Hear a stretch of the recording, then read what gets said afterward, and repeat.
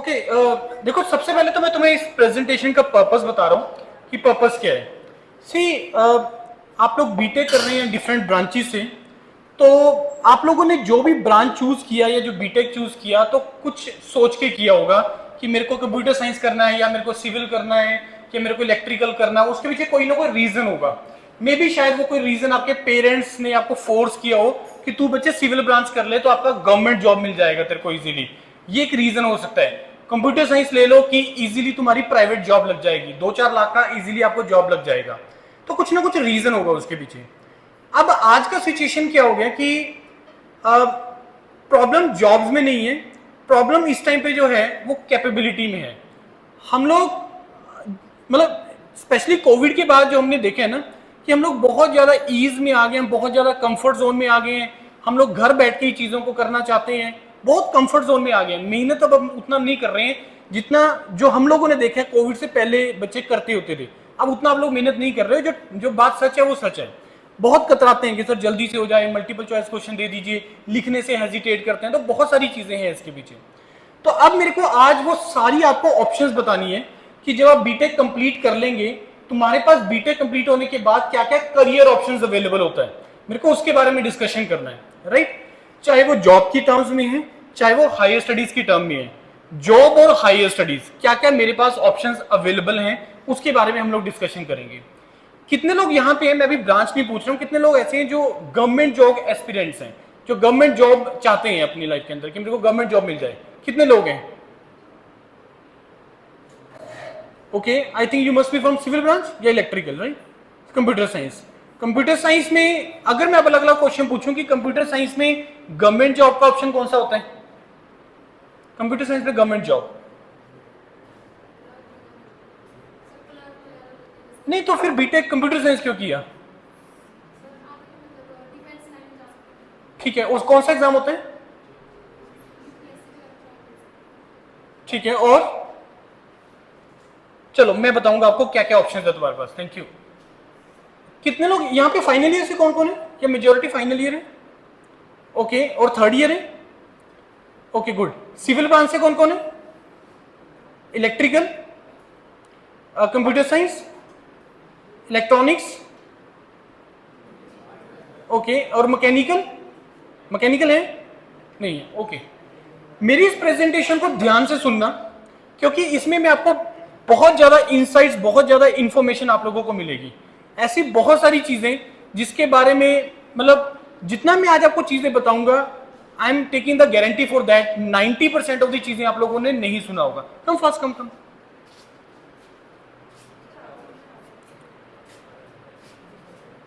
यही आ रहा है, यही आ रहा है।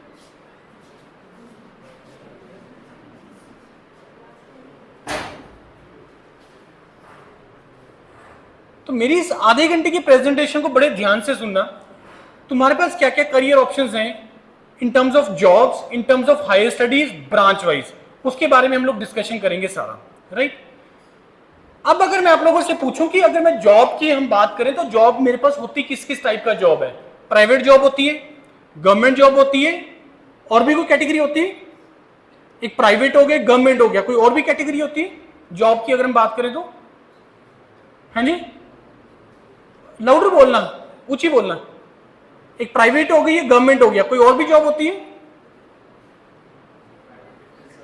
हाँ बोलो बोलो। तीसरा टाइप ऑफ कैटेगरी होता है पब्लिक सेक्टर में। Private job, government job and public sector. अब दिमाग में आएगा पहला, सर पब्लिक सेक्टर क्या होता है?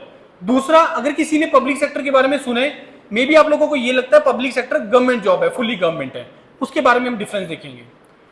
अब आप लोगों में से किसी ने डिसाइड किया कि मेरे को हाई स्टडीज में जाना है, इसके बाद मेरे को मास्टर्स वगैरह करनी है या मेरे को पीएचडी वगैरह करना है? किसी ने सोचा इसके बारे में? किसी ने सोचा इसके बारे में? नहीं। अच्छा, कितने लोग जो जॉब करना चाहते हैं, इसके बाद जॉब चाहिए? क्या करना चाहते हो? बाकी बिजनेस? कितने लोगों ने बिजनेस करना चाहते हो? जिन्होंने कुछ भी नहीं किया हाथ खड़े, वो क्या करना चाहते हो? हाँ, घर बैठ के मोबाइल? यस, घर बैठ के मोबाइल चलाना चाहते हो? ये ट्रबल है, पता है आज के टाइम पे। ये बहुत बड़ा मतलब ब्लंडर हो रहा है, एक जो ये आज का जो सिस्टम चल गया स्पेशली कोविड के बाद, या ये जो टेक्नोलॉजी का जो हम लोग गलत तरीके से उसको यूज कर रहे हैं। यू ऑल आर टेक्नोक्रेट्स, आप सभी टेक्नोक्रेट्स हैं। आपको अपनी फील्ड के अंदर बहुत ऑप्शंस अवेलेबल हैं जो आप लोग कर सकते हैं। अब अगर मैं हायर स्टडीज में वैसे इन जनरल बात कर रहा हूं मैं कि हायर स्टडीज में मेरे पास ऑप्शन होती क्या है बीटेक के बाद, क्या क्या कर सकते हो आप लोग बीटेक के बाद? एमटेक कर सकते हो और पीएचडी आ सकते हैं, डायरेक्ट पीएचडी बीटेक के बाद डायरेक्ट पीएचडी, और MTech is there, direct PhD is there, और एक और प्रोग्राम होता है एमएस प्रोग्राम जिसको एमटेक रिसर्च प्रोग्राम भी बोल देते हैं। 3 ऑप्शंस होती है, एमटेक होता है, एमएस होता है, डायरेक्ट पीएचडी होती है, राइट। अब अगर मैं आपसे पूछूं कि मेरे पास जॉब में प्राइवेट, गवर्नमेंट और पब्लिक सेक्टर आ गया, सिमिलरली हायर स्टडीज में मेरे पास एमटेक, एमएस और डायरेक्ट पीएचडी आ गया, इसके बाद एक तीसरी कैटेगरी बच जाती है जिसको हम एंटरप्रेन्योरशिप बोल देते हैं, बिजनेस बोल देते हैं, स्टार्टअप, जो आजकल वर्ड बहुत ज्यादा यूज हो रहा है, that is a startup, right. अब हमें करना क्या है? अगर मैं आप लोगों से पूछूं कि क्या आप लोगों ने सोचा कि मेरे को अगर प्राइवेट में जाना तो मेरे को 10-15 लाख की जॉब चाहिए, कम से कम इतना चाहिए, सोचे? या 2-4-5 लाख से चल जाएगा? 2-4-5 लाख से सेटिस्फाइड हो कि हिमाचल में जॉब लग जाए और 3 लाख की जॉब लग जाए, सफिशिएंट है? हाँ, यस और नो? कितनों को लगता है ठीक है? 4 लाख, चलो हिमाचल के अंदर 4 लाख, हिमाचल के अंदर 5 लाख, 4 लाख में है कोई? 5 लाख, हिमाचल में 5 लाख। अच्छा, दूसरी ऑप्शन दे रहा हूं, 10 लाख लेकिन हिमाचल से बाहर जाना पड़ेगा। कितने लोग रेडी हैं कि मेरे को सैलरी पैकेज 10 लाख से मतलब 10 लाख या उसके बियॉन्ड मिलेगा और मैं हिमाचल से बाहर मूव करने को रेडी हूं मैं? कितने लोग हैं? Very good. अब ट्रबल क्या है पता है हिमाचल में? आप लोग मेजोरिटी हिमाचल से ही है। अब सबसे बड़ी चीज जो मैंने देखी है स्पेशली हिमाचल के स्टूडेंट में, हम लोग हिमाचल से बाहर नहीं जाना चाहते हैं। मे बी शायद हमारा इकोसिस्टम हिमाचल के अंदर कुछ इस तरीके का बना हुआ है कि पेरेंट्स रीजन लगा लो या आपके एल्डर्स लगा लो या सीनियर्स लगा लो, जो भी रीजन है उसके पीछे हम लोग हिमाचल से बाहर मूव नहीं कर सकते, मतलब करना चाहते हैं जल्दी ज्यादा से ज्यादा चंडीगढ़ तक, इसके बियॉन्ड नहीं। अब एक चीज और दिमाग में रखना, ये चीज आप भी अंडरस्टैंड करते हैं कि अगर मेरे को कुछ अच्छा चाहिए, कुछ बड़ा चाहिए, तो हमें अपने कंफर्ट जोन से बाहर जाके मिलेगा, कंफर्ट जोन में रह के कभी नहीं मिलेगा। ये चीज अभी दिमाग में बिठा लो कि अगर तुम्हें लाइफ में बहुत पैसा कमाना है, अपना नाम कमाना है, वो कंफर्ट जोन से बाहर मिलेगा, कंफर्ट जोन में रह के कभी नहीं मिलेगा। जैसे मैंने बोला हिमाचल के अंदर 5 लाख, यस मिल जाएगा, वो मिल जाएगा, कोई दिक्कत वाली बात नहीं है। लेकिन क्या आप इससे सेटिस्फाइड हो? अब सेटिस्फाइड हो नहीं हो, पैसे से कभी जजमेंट नहीं होती है, कभी पैसे से जजमेंट नहीं होता है। जजमेंट होता है अपने आप से क्वेश्चन पूछना कि यार तू क्या 5 लाख ही डिजर्व करता है, या तुम्हारे अंदर कितनी कैपेबिलिटी है, तुम क्या डिजर्व करते हो, क्या करना चाहते हो अपनी आने वाली जनरेशन के लिए, कितना का करना चाहते हो। ये बहुत ज्यादा बड़ा क्वेश्चन है जो आप लोगों को अपने आप से पूछना चाहिए कि मैं कितने तक का मैं अपना एक्सपेक्ट कर रहा हूं कि मेरे को इस पैकेज तक जाना है, और जो तुम्हारे दिमाग में नंबर आता है ना उसको डबल कर देना, उतना सोचना है आपने कम से कम, क्योंकि छोटा नहीं सोचना है कभी भी। अब्दुल कलाम साहब ने एक बहुत बड़ा एक लाइन बोली है कि स्मॉल थिंकिंग इज अ सिन, छोटा सोचना पाप है। सिन का मतलब समझते हो? पाप है। वो ये भी बोल सकते थे कि स्मॉल थिंकिंग इज रॉन्ग, गलत हो सकता है, या कोई और वर्ड यूज कर देते। पाप क्यों बोला उन्होंने? पता उन्होंने पाप क्यों बोला है? Small thinking is a sin, Indians को बोला है। क्यों बोला उन्होंने? क्योंकि Indian people we all are very much religious, हम लोग रिलीजियस हैं, और पाप वर्ड हम यूज करते हैं ज्यादातर रिलीजन के साथ। हमने किसी के थप्पड़ मार दिया, वो ये नहीं बोला तूने पाप कर दिया, तो तूने गलत किया। पाप वर्ड हम यूज करते हैं रिलीजन से रिलेटेड होती है कोई भी चीज, तो इस कारण से उनको पता है कि इंडियन पीपल आर रिलीजियस, तो उनको कुछ ऐसा बोलो कि इस चीज से रिलेट करो कि उनको लगे कि ये इफेक्ट पड़े कि यार अच्छा पाप के बराबर है। कुछ गलत रिलीजन से रिलेटेड कुछ गलत हो जाए, बोले तेरे को पाप लगेगा, ऐसा होगा वैसा होगा, पाप वर्ड यूज करते हैं। तो उन्होंने बोला स्मॉल थिंकिंग इज अ सिन, बड़ा सोचना, छोटा सोचना पाप है। इसलिए जितना हो सके ड्रीम बिग, जितना हो सकता है बड़ा सोचो, जितना हो सके। लेकिन ऐसे नहीं सोचना कि रैंडमली सोची जाओ, सपने ली जाओ, उसका कोई फायदा नहीं होगा। आपको अपने आप को पूरा एक्सप्लोर करना है, और अपने कंफर्ट जोन से बाहर आके मिलेंगी चीजें, ऐसे नहीं मिलेगी। जो भी तुम चाहते हो, सर मेरे को प्राइवेट में जाना है, मेरे को पब्लिक सेक्टर में जाना है, मेरे को ISRO में जाना है, मेरे को DRDO जाना है, सर मेरे को IOCL ज्वाइन करना है, मेरे को प्राइवेट में सर कोई MNC ज्वाइन करना है, मेरे को माइक्रोसॉफ्ट ज्वाइन करना है, ऐसा कभी भी इस चीज से रिलेट मत करना कि मैं इस कॉलेज से हूं, इस कारण से मेरे को ये चीज नहीं मिल सकती है। ऐसा एक भी चीज मेरे को बता दो कि सर मैं इस कॉलेज से हूं तो इस कारण से मेरे को ये चीज नहीं मिल सकती है, कोई एक चीज बता दो, सामने खड़ा हूं मैं। क्योंकि इसके बाद जो भी चीजें तुम्हें मिलनी है वो डिपेंड करेगा इसके बाद तुम एफर्ट कितना करते हो, मेहनत कितना करते हो, ये उसी के ऊपर डिपेंड करेगा। बड़ा सिंपल सी चीज है, ये आपके एफर्ट और आपके मेहनत पे डिपेंड करता है, किसी और के पे नहीं डिपेंड करेगा। College is not responsible for that, आप खुद रिस्पॉन्सिबल हैं उसके लिए। आपको खुद को अपने रिस्पॉन्सिबिलिटी खुद लेना है, कोई और नहीं लेगा।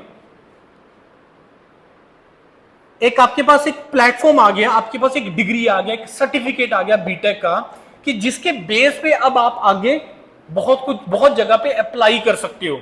अब तुम अप्लाई करते हो नहीं करते हो तो तुम्हारे ऊपर है ना। अकेले बीटेक के बेस पे तुम्हें कोई अच्छी चीज मिल जाए इजीली नहीं है। मेरे को बता दो कोई चीज है तो, कि मेरे को चीज भी टॉप की चाहिए, चीज भी अच्छी चाहिए, और मेहनत ना करनी पड़े, उसके लिए एफर्ट ना करना पड़े, कंफर्ट जोन से बाहर ना जाना पड़े। मेरे को हिमाचल में दिलवा दो सर 50 लाख की जॉब, नहीं होगा। हमें कंफर्ट जोन से बाहर जाके होगा, एफर्ट करके होगा, मेहनत करके होगा। और जो चीज तुम्हें मेहनत से मिल रही है ना, वो मेहनत से ही मिलेगी, उसका कोई ऑल्टरनेट नहीं है। हार्डवर्क का, मेहनत का कोई ऑल्टरनेट नहीं है। है कोई ऑल्टरनेट? अगर भाई सिविल सर्विसेज एग्जाम, मेरे को एक एग्जाम क्रैक करके उसका प्रीलिम्स, मेंस, इंटरव्यू, जिसके लिए मेहनत लगेगा, एफर्ट लगेगा, अगर वो मेहनत से मिल रही है, कोई और तरीका है मेरे को वो जॉब लेने का? नहीं, मिलेगा ही मेहनत से, और कोई तरीका ही नहीं है। मिल जाएगी कोई चीज आसानी से? कोई अच्छी चीज बिना मेहनत के मिल सकती है? मिल जाएगी, हाँ या ना? नहीं मिल सकती है। और जो चीज तुम्हें इजीली मिल गया, कि पेरेंट्स कहने से कहीं पे 20,000 की जॉब लगवा दिया या 30,000 की जॉब लगवा दिया, उसको कभी तुम इंजॉय नहीं कर पाओगे, उसको कभी तुम इंजॉय नहीं कर पाओगे लाइफ के अंदर। इस कारण से कंफर्ट जोन से बाहर आना पड़ेगा, मेहनत करनी पड़ेगी। और सर मेहनत करने से क्या गारंटी दे रहे हो कि मिल जाएगा?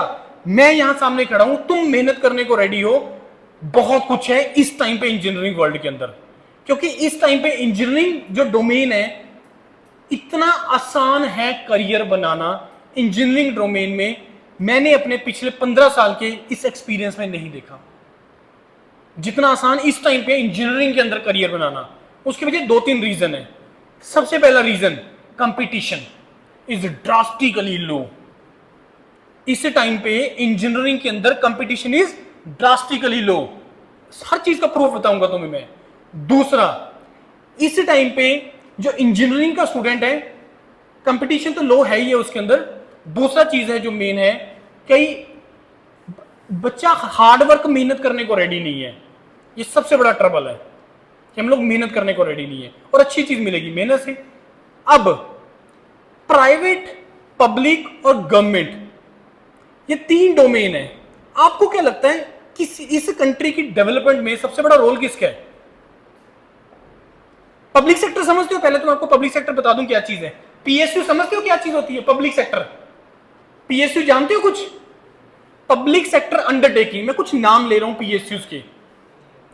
IOCL, Indian oil corporation limited, HPCL, steel authority of India limited, Bharat heavy electrical limited, DRDO, ISRO, Bhabha atomic research centre.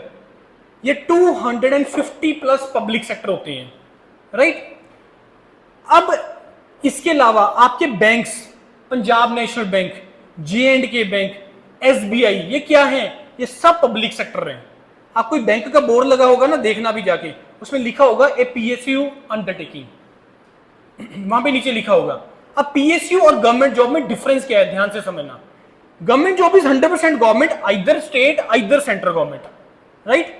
Himachal का गवर्नमेंट है, हिमाचल का है। जैसे आपका PWD डिपार्टमेंट हो गया, या इरिगेशन डिपार्टमेंट हो गया, या इलेक्ट्रिसिटी डिपार्टमेंट हो गया। पब्लिक सेक्टर में क्या होता है? इट इज शेयरिंग, शेयरिंग होती है पब्लिक सेक्टर के अंदर, जिसमें जो सबसे बड़ा शेयर है वो सेंट्रल गवर्नमेंट का है, दैट इज 51%। 51% जो शेयर है वो सेंट्रल गवर्नमेंट का होता है, और बाकी जो रिमेनिंग शेयर वो किसी स्टेट का हो सकता है, किसी प्राइवेट का हो सकता है। यार प्लीज फोन मत चलाना, मेरे को डिस्ट्रैक्शन होता है। तुम सुन रहे हो नहीं सुन रहे मेरे को फर्क नहीं पड़ता, प्लीज फोन नहीं। आपके लिए हूं मैं यहाँ पे, और आपके फायदे की बात करने आया हूं, अदरवाइज और कुछ नहीं है। पब्लिक सेक्टर में गवर्नमेंट के अंदर एक क्लास 1 ऑफिसर का, जैसे मान लो आपको असिस्टेंट इंजीनियर लग जाते हो, तो उसका सैलरी अराउंड 60-65 हजार के आसपास होता है मंथली, राइट। तो पैकेज कितना बना, 12×6 = 72, तकरीबन 7.5-8 लाख के आसपास। पब्लिक सेक्टर में जो सैलरीज हैं वो 8 लाख से स्टार्ट होता है and it goes up to the 18 lakh per annum. Public sector को 3 कैटेगरीज में डिवाइड किया गया है, महारत्ना, मिनी रत्ना, नवरत्नास। तो महारत्ना 12-13 महारत्ना है, उनमें सबसे ज्यादा सैलरी पैकेजेस होती है, रफली 16 से 18 लाख पर एनम का। सिमिलरली जो नए हैं वो कम देंगे, इनके रेवेन्यू पे डिपेंड करता है वो किस कैटेगरी में आ रहे हैं, राइट। तो अब मेरा क्वेश्चन रिपीट कर रहा हूं, आपको क्या लगता है प्राइवेट, पब्लिक या गवर्नमेंट, कौन से ऐसे सेक्टर हैं जिसका सबसे ज्यादा कंट्रीब्यूशन है इस कंट्री की ग्रोथ में? कौन सबसे ज्यादा कंट्रीब्यूट कर रहा है? आपको क्या लग रहा है? किसको लग रहा है गवर्नमेंट का कंट्रीब्यूशन है? किसको लग रहा है गवर्नमेंट क्या है? Very good. किसको लग रहा है प्राइवेट क्या है? किसको लग रहा है पब्लिक सेक्टर क्या है? Private and public sector. Now private नाम लो, टाटास, हीरो, आपका जियो, अपने दिस रिलायंस इंडस्ट्रीज, सारा ऐसे बिरला, बहुत बड़े बड़े। आपको नहीं लगता कि उसका कंट्रीब्यूशन है इस कंट्री की ग्रोथ में? अब कैसे है ये भी बताओ मेरे को, कैसे है? टाटा क्या ओनली वो इंडिया में गाड़ी सेल कर रहा है? क्या वो इंडिया में ओनली गाड़ी सेल कर रहा है? यस और नो? इंडिया में कर रहा है ओनली? महिंद्रा क्या ओनली इंडिया में कर रहा है? ह्यूंडई अगर इंडिया में सेल कर रही है, अगर ह्यूंडई इंडिया में सेल कर रहा है, तो आपको क्या लग रहा है इसका बेनिफिट किसको जा रहा है? जहां से कंपनी है मैन्युफैक्चरिंग, जहां से वो बेस्ड है कंपनी, उसको बेनिफिट जाता है। सिमिलरली अगर इंडिया की कोई कंपनी बाहर एक्सपोर्ट कर रही है, पर वो आ रहा है, शेयरिंग आ रहा है उसके अंदर, टैक्सीज आते हैं। और किसी भी कंट्री की ग्रोथ में सबसे बड़ा जो रोल है ना, वो एक्सपोर्ट का है, कि कितना तुम सेल करते हो। इंटरनेशनल बिजनेसेस जिसको हम बोलते हैं, जो आपकी जीडीपी एक टर्म होती है, जीडीपी सुना एक टर्म, एक जीडीपी होती है, उसका रिलेशन एक्सपोर्ट और इंपोर्ट से है। सिंपल, कि जितना तुम सेल करोगे उतना तुम कमाओगे, इट्स वेरी सिंपल। जितना तुम खरीदोगे उतना तुम्हारा प्रॉफिट कम होगा, इट्स वेरी सिंपल। आ रही है यारी बात, समझ में नहीं आ रही है? तो कहने का मतलब यह है private and public sector. Public sector ISRO, Hindustan aeronautical limited, DRDO, BARC. आपको नहीं लगता इसका कंट्री में ग्रोथ में बहुत बड़ा कंट्रीब्यूशन है या नहीं है? क्योंकि ये आपको सॉल्यूशंस दे रहे हैं आपकी प्रॉब्लम का, आपको टूल्स दे रहे हैं। ये लोग दे रहे हैं कि नहीं दे रहे हैं? आईएसआरओ क्या कर रहा है? सैटेलाइट लॉन्च कर रहे हैं, मेन तो वही है उसका काम। क्या वो इंडिया के लिए कर रहा है? क्या वो ओनली इंडिया के लिए कर रहा है? नहीं, अदर कंट्रीज के लिए कर रहा है। तो जब वो अदर कंट्रीज के लिए कर रहा है तो पैसा नहीं बच रहा क्या कंट्री को? 101% बच रहा है।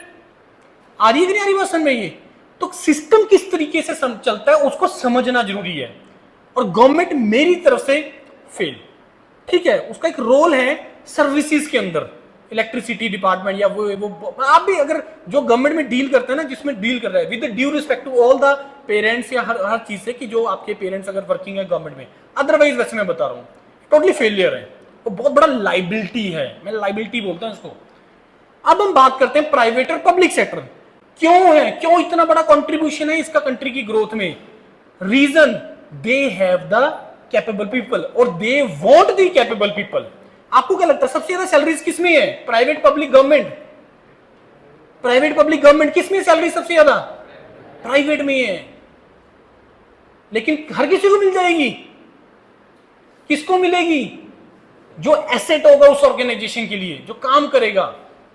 सर ऐसे तो सिर्फ कुछ एक लोग होते हैं, तो कुछ एक लोग में आप भी आ जाओ, इस झुंड से बाहर निकल जाओ, अपनी स्किल एक्वायर करो जो चाहिए वहां पे। भाई अगर कोई कंपनी बोल रही है मैं तेरे को रखने को रेडी हूं, मैं तेरे को 50 लाख का पैकेज देने को रेडी हूं, लेकिन ये स्किल चाहिए, ये रिटर्न निकालना पड़ेगा, इंटरव्यू देना पड़ेगा, तो तेरे को मिलेगा, नहीं तो नहीं मिलेगा। आ रही कि मेरी बात समझ? Similarly private, similarly public, similarly आपका गवर्नमेंट, इसके बिना तो होगा ही नहीं है। तो ये चीज आपको अपने आप को बोलना है कि if you find your self capable, अगर आपको लगता है कि आप कैपेबल हो और करना चाहते हो, कंट्रीब्यूशन करना चाहते हो अपनी ग्रोथ में, अपनी आने वाली जनरेशन की ग्रोथ में और इस कंट्री की ग्रोथ में, हर किसी का रोल है। और सबसे ज्यादा रोल इस कंट्री की ग्रोथ में किसके? आपको क्या लगता है? इंजीनियर का, डॉक्टर का, लॉयर का या ब्यूरोक्रेट्स का? किसका है? इंजीनियर्स का है। क्यों? जो हम एक्सपोर्ट इंपोर्ट की बात कर रहे हैं, प्रोडक्ट बेचने की बात कर रहे हैं, सबसे ज्यादा टेक्नोलॉजी यूज हो रही है उसके अंदर। भाई अगर आज हिंदुस्तान एरोनॉटिकल लिमिटेड प्लेन बेच रहा है, हेलीकॉप्टर्स या आप उसमें दूसरे अपना फाइटर प्लेन्स वगैरह, जेट वगैरह जो सेल कर रहा है, किसका कंट्रीब्यूशन उसमें सबसे ज्यादा? इंजीनियर का। और आप एक एक पर्सन अपना कंट्रीब्यूशन दे सकते हो, because we are not the developed country, we are the developing country. Need है इंडिया को कैपेबल लोगों का, कैपेबल लोगों का नीड है। और नीड गवर्नमेंट को नहीं है, सीरियसली बता रहा हूं मैं। इतने कैपेबल लोग गवर्नमेंट में हमने भेजिए, वहां पे जाके उस सिस्टम के अकॉर्डिंगली सारा चेंज हो जाता है, वो कुछ कर ही नहीं पाते मजबूरी में। तो आप हर कोई कंट्रीब्यूट कर सकता है, लेकिन आपको मेहनत करनी पड़ेगी, आपको अपने कंफर्ट जोन से बाहर आना पड़ेगा।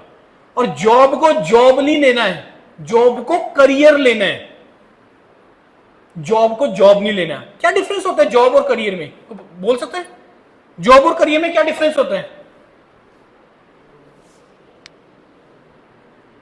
क्या लगता है आपको? कोई बताओ मेरे को, जॉब और करियर में डिफरेंस?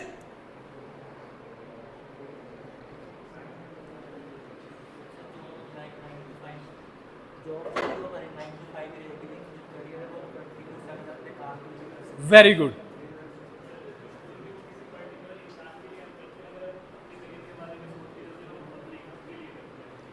Very good. एक्सपेक्टिंग नहीं था मेरे को कि आंसर मिल जाएंगे। Very good. देखो जॉब क्या चीज है, ये हटा ना यार, कैंसिल करना। जॉब क्या चीज होती है? जॉब एक ऐसी चीज है जिसके लिए तुम 8 घंटे काम कर रहे हो, मान लो 5 या 6 दिन काम कर रहे हो, और उसके अगेंस्ट तुम्हें इतना पैसा मिल रहा है, that is called the job. और तुम इन टाइम्स के बियॉन्ड तुम अवेलेबल ही नहीं हो। करियर क्या होता है? करियर एक ऐसी चीज है जिसमें ना तुम पैसा देखते हो, ना तुम टाइम देखते हो, अपने काम को एंजॉय कर रहे हो, that is called the career, that is called the career. अब भी आपकी लाइफ में बहुत सारी चीजें ऐसी होंगी जिसमें तुम करने के लिए ना टाइम देखोगे, ना पैसा देखोगे, ना उसमें मतलब कोई फायदा नुकसान नहीं देखोगे। चाहे कोई क्रिकेट को लेके ही हो, चाहे कोई गेम से रिलेटेड है या पढ़ने से रिलेटेड है, किसी भी चीज से रिलेटेड है, that is called the career, that is called career. Government में जाके यही प्रॉब्लम होता है कि वो जॉब जॉब ही रह जाती है। लेकिन प्राइवेट पब्लिक में तुम अपने आप को जितना ज्यादा उस चीज में डालोगे, करियर वाले फेज में डालोगे, उतना ही तुम्हें ग्रोथ मिलेगा। It's very simple. I think ये चीज आप अंडरस्टैंड कर गए हो। आगे की बात समझ में? अब हमें करना क्या है, अब इसके बाद करना क्या है, कैसे करना है, उसके बारे में हम डिस्कशन करेंगे। देखो 2-3 चीज मैं बोलता हूं। पहला चीज, अगर तुम्हें मेरी कोई बातों का कुछ असर पड़ रहा है ना, मतलब कुछ थोड़ा सा लग रहा है यस ऐसा हुई होना चाहिए और मैं भी ऐसा करना चाहता हूं, सबसे पहली चीज, जॉब करने का जल्दी मत करना, पैसा कमाने की जल्दी मत करना, पैसा आ जाएगा। आपको करना क्या है, आपको स्किल एक्वायर करनी है, स्किल एनहांस करने हैं। अभी तक आप लोगों में से मेरे को बता दो कि I am skilled in this particular domain, मैं इस चीज का स्पेशलाइज्ड पर्सन हूं सर, मेरे को बता दो किसी के पास कोई है स्किल जिससे तुम अपने उस झुंड से बाहर हो जाओ, बताओ है कोई ऐसा स्किल? नहीं है। ये मिलता ही स्किल ये एक्वायर होंगे बैचलर के बाद, specially in the domain of higher studies, specially in the domain of higher studies. Sir थक गए, 21 साल हो गए सर पढ़ते हुए, 22 साल हो गए सर, और नहीं पढ़ना है सर, मास्टर्स एमटेक के बाद तो केवल टीचिंग का ही ऑप्शन रह जाएगा। ये सारी चीजें मिथ हैं, ये सारी मिथ हैं। आज के टाइम पे अगर मैं बोल रहा हूं कि प्राइवेट और पब्लिक सेक्टर में ग्रोथ है, they want the skilled people, they want the capable people, they want the specialised person, it means placements are very good in the masters level. वहां पे उसके बाद जॉब अपॉर्चुनिटीज आर ह्यूज। मैं बताऊंगा तुम्हें क्या क्या जॉब अपॉर्चुनिटीज होती हैं तुम्हें उसके बाद, मास्टर्स के बाद।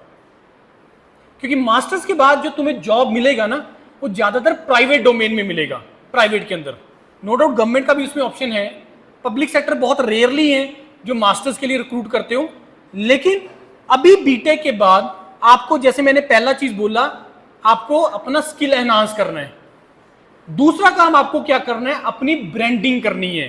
जो अभी तक शायद नहीं है, जिसका नुकसान मैंने आपसे पूछा था कि इस कॉलेज में रहने का मतलब बीटेक करने का कोई नुकसान बता दो मेरे को। ये एक पहला ब्रांडिंग, ये एक नुकसान है बस। कैसे नुकसान है? तुम प्राइवेट में जा रहे हो, 4 लोग जा रहे हैं इंटरव्यू के लिए, एक आपके कॉलेज से फॉर एग्जांपल, एक एनआईटी हमीरपुर से है, एक आईआईटी रोपड़ से है फॉर एग्जांपल, एक अब्रॉड से आया हुआ पर्सन हायर स्टडीज करके फॉर एग्जांपल। आपको क्या लगता है किसको मिलेगा सबसे ज्यादा बेनिफिट? मैं जॉब लेने की नहीं बोल रहा हूं कि उसी को जॉब मिलेगा, मैं एक बेनिफिट की बात कर रहा हूं। किसको मिलेगा? ऑब्वियसली जो हायर स्टडीज अब्रॉड से करके आया है। मिलेगा कि नहीं मिलेगा? रहेगा एक पार्ट। अच्छा अब्रॉड से करके आए हो, क्यों मिलते हैं? क्योंकि उसको पता है कि इसको इंटरनेशनल एक्सपोजर लेके आया हुआ लड़का है ये, इंटरनेशनल एक्सपोजर। अगर आईटी में तुम हायर स्टडीज के लिए जा रहे हो तो तुम्हें नेशनल एक्सपोजर हो गया, क्योंकि तुम्हारी क्लास के अंदर मे भी सारी स्टेट्स के बच्चे बैठे हो, अगर क्लास नहीं तो उस कॉलेज के अंदर ऑल स्टेट्स के बच्चे हैं, जिससे तुम्हें लर्निंग बहुत होता है पर्सनैलिटी पार्ट पे। अभी सिर्फ हिमाचल है, आप डिस्कशन करने बैठ जाओ हिमाचल से बाहर ही नहीं निकल पाओगे। लेकिन अगर यही एक कॉलेज आईटी का होता और उसमें अलग अलग स्टेट से बच्चे बैठे होते और डिस्कशंस हो रही होती किसी और टॉपिक के ऊपर, तो आपको लगता कि कुछ डिफरेंस होता? वही सेम डिस्कशन में huge. This is called branding, जो अभी तक नहीं है। तो 2 चीजें करनी है, पहला स्किल एक्वायर करने, स्किल एनहांस करने, दूसरा ब्रांडिंग करनी है हमें अपनी। गवर्नमेंट जॉब चाहिए, कोई जल्दी नहीं है भाई, मिल जाएगी इफ यू आर कैपेबल, 30 साल में भी मिल जाएगी, 28 में भी मिल जाएगी। सर अगर बीटेक के बाद मेरे को गवर्नमेंट जॉब ही करनी है तो मेरे को हायर स्टडीज करके क्या फायदा होगा? फिर मेरे को उसका क्या बेनिफिट है? मैंने बता दिया आपको। आप अगर आपको लगता है आप कैपेबल हो तो गवर्नमेंट में मत पड़े रहना, गवर्नमेंट तुम्हें दे देगा ब्रांडिंग। आपने इस कॉलेज से बीटेक किया, ब्रांडिंग नहीं हुआ, लेकिन आपने कोई गवर्नमेंट का पेपर निकाल दिया या गेट का एग्जाम निकाल के पब्लिक सेक्टर चले गए या गेट का एग्जाम निकाल के एमटेक करने आईआईटी चले गए, वो तुम्हें ब्रांडिंग दे रहे हैं। तुम गवर्नमेंट में चले गए असिस्टेंट इंजीनियर फॉर एग्जांपल या जूनियर इंजीनियर, 5-7 साल के बाद जिस डोमेन में तुम काम कर रहे हो उस डोमेन के ये देखो कौन प्राइवेट प्लेयर हैं जो उसके कंपटीटर्स हैं, और वहां पे ट्राई करो। आपका जो salary package is double, triple, 5 times मिलेगा आपको। क्यों मिलेगा? क्योंकि उसको पता है ये लड़का कैपेबल है। क्यों है कैपेबल? क्योंकि इसने भाई गवर्नमेंट एग्जाम निकाला है, पहला। दूसरा, गवर्नमेंट के अंदर जो तुम्हारी ट्रेनिंग हुई है वो प्राइवेट नहीं करता ट्रेनिंग। जब तुम किसी प्राइवेट कंपनी में ज्वाइन करते हो वो ट्रेनिंग पे पैसा नहीं इन्वेस्ट करता आपके ऊपर, क्योंकि उसको पता है कि ये पता नहीं कब छोड़ के चला जाएगा, ये डर है उसके दिमाग में। तो प्राइवेट कंपनी कभी भी तुम्हारी ट्रेनिंग पे पैसा नहीं लगाती है, गवर्नमेंट लगाती है पैसा ट्रेनिंग पे, पब्लिक सेक्टर लगाता है ट्रेनिंग पे। तो 2 चीजें यहां पे इंपॉर्टेंट है, दैट यू आर कैपेबल और तुम्हारा ब्रांडिंग है, और तुम जब शिफ्ट कर रहे हो प्राइवेट में तुम्हें बहुत ज्यादा बेनिफिट मिलेगा। एग्जांपल दे रहा हूं, मेरा फ्रेंड एसबीआई ज्वाइन किया उसने आज से कुछ 10 साल पहले, 10 साल पहले एसबीआई ज्वाइन किया, एक लेवल पे पहुंचा, आज वो आईसीआईसी में शिफ्ट कर गया है। जब उसने एसबीआई छोड़ा तो उसका सैलरी पैकेज था तकरीबन 15 लाख, आईसीआईसी उसने ऑफर किया है उसको 45 लाख। शिफ्ट क्यों? अब सोच के देखो उसको क्यों मिला बेनिफिट, सोच के देखो। क्या वो चितकारा का स्टूडेंट था? We have done BTech from Chitkara way back in 2008। क्या उसको चितकारा का बेनिफिट मिला है? नहीं। क्या बेनिफिट मिला है? किसने अपने टाइम पे एसबीआई का एग्जाम निकाला और 10 साल इसमें बहुत लर्निंग एक्वायर की है। ट्रेनिंग्स जबरदस्त होती हैं गवर्नमेंट के अंदर, प्राइवेट में नहीं होती है ट्रेनिंग्स। तो जो उसने स्किल एक्वायर की है वो उसको, अच्छा उसको वीक पॉइंट भी पता है, उसको वीक पॉइंट भी पता है कि एसबीआई कहां पे लैग करता है, तो प्राइवेट में बेनिफिट मिलेगा। बैंकिंग डोमेन में, गवर्नमेंट के अंदर, सॉरी पब्लिक सेक्टर में, बैंकिंग के अंदर आपको क्या लगता है कौन सा बैंक है जो इस टाइम पे टॉप पे चल रहा है? एसबीआई। प्राइवेट में कौन सा चल रहा है? एचडीएफसी। तो अगर एसबीआई से एचडीएफसी शिफ्ट मारेगा 100% उसको मिलेगा। यही चीज मैं तुम्हें बताने को, और यही बात नॉर्मल बीटेक किया, एसबीआई में ज्वाइन किया उसने एग्जाम निकाल के और चला गया उसने। मैं एक एग्जांपल दे रहा हूं आपको, मैं ऐसे बेनिफिट्स होते हैं। आपने गेट का एग्जाम दिया, आईओसीएल में चले गए, या मान लो डीआरडीओ में चले गए, या बीएआरसी चले गए, आईएसआरओ चले गए। रिलायंस, आपको पता है रिलायंस एंटर कर चुका है इस डोमेन में, एरो सेक्टर में एंटर कर चुका है। तो आपको क्या लगता है कि जब वो शिफ्ट मारेगा रिलायंस के अंदर उसको बेनिफिट नहीं मिलेगा? 101% उसको बेनिफिट मिलेगा। तो अगर तुम पैसा कमाना चाहते हो, तगड़ा पैसा कमाना चाहते हो, this is a way. Skill acquire करना, एग्जाम क्रैक करना, ब्रांडिंग करना अपनी, उसके बाद शिफ्ट मारो प्राइवेट के अंदर। पैसा प्राइवेट में ही है, ना गवर्नमेंट में है ना पब्लिक सेक्टर में है। गवर्नमेंट और प्राइवेट पब्लिक सेक्टर में क्या है, क्या मिलेगा वहां पे तुम्हें? पैसा तो नहीं मिलेगा, क्या मिलेगा है? पता है क्या मिलेगा? ये मिलेगा तुम्हें। अब हमें करना क्या है, ध्यान से समझना। अब हम प्रेजेंटेशन के ऊपर आते हैं।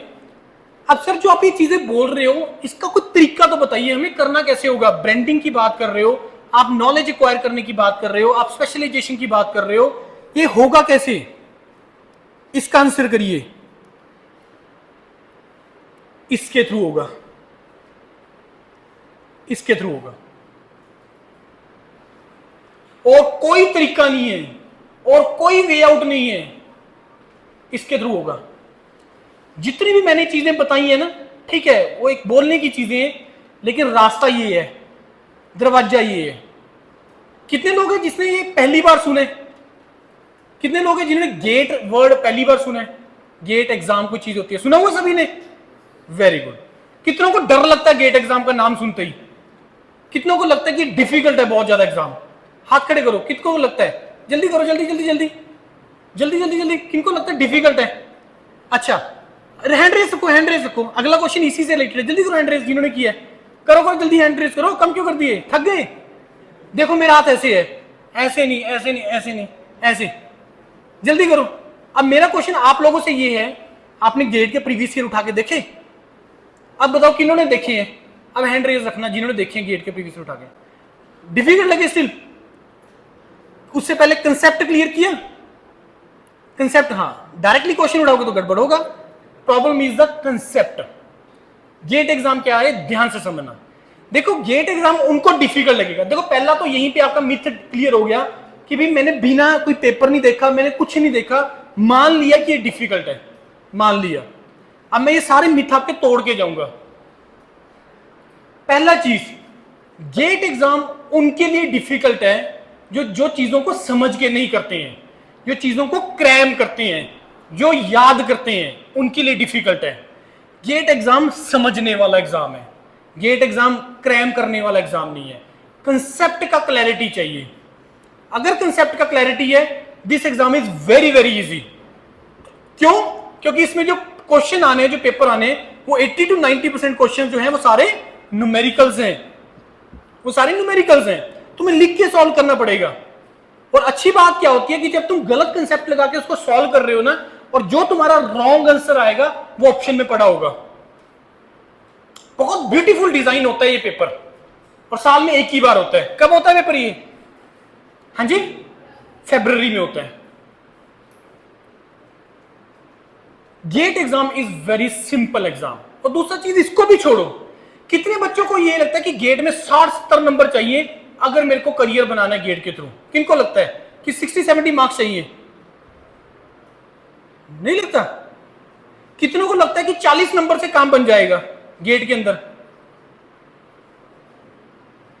Very good. पक्का यूरोपीडिया या ईसीपी को फॉलो कर रहे हो, क्योंकि हम ही बोल रहे हैं ये चीज। गुड।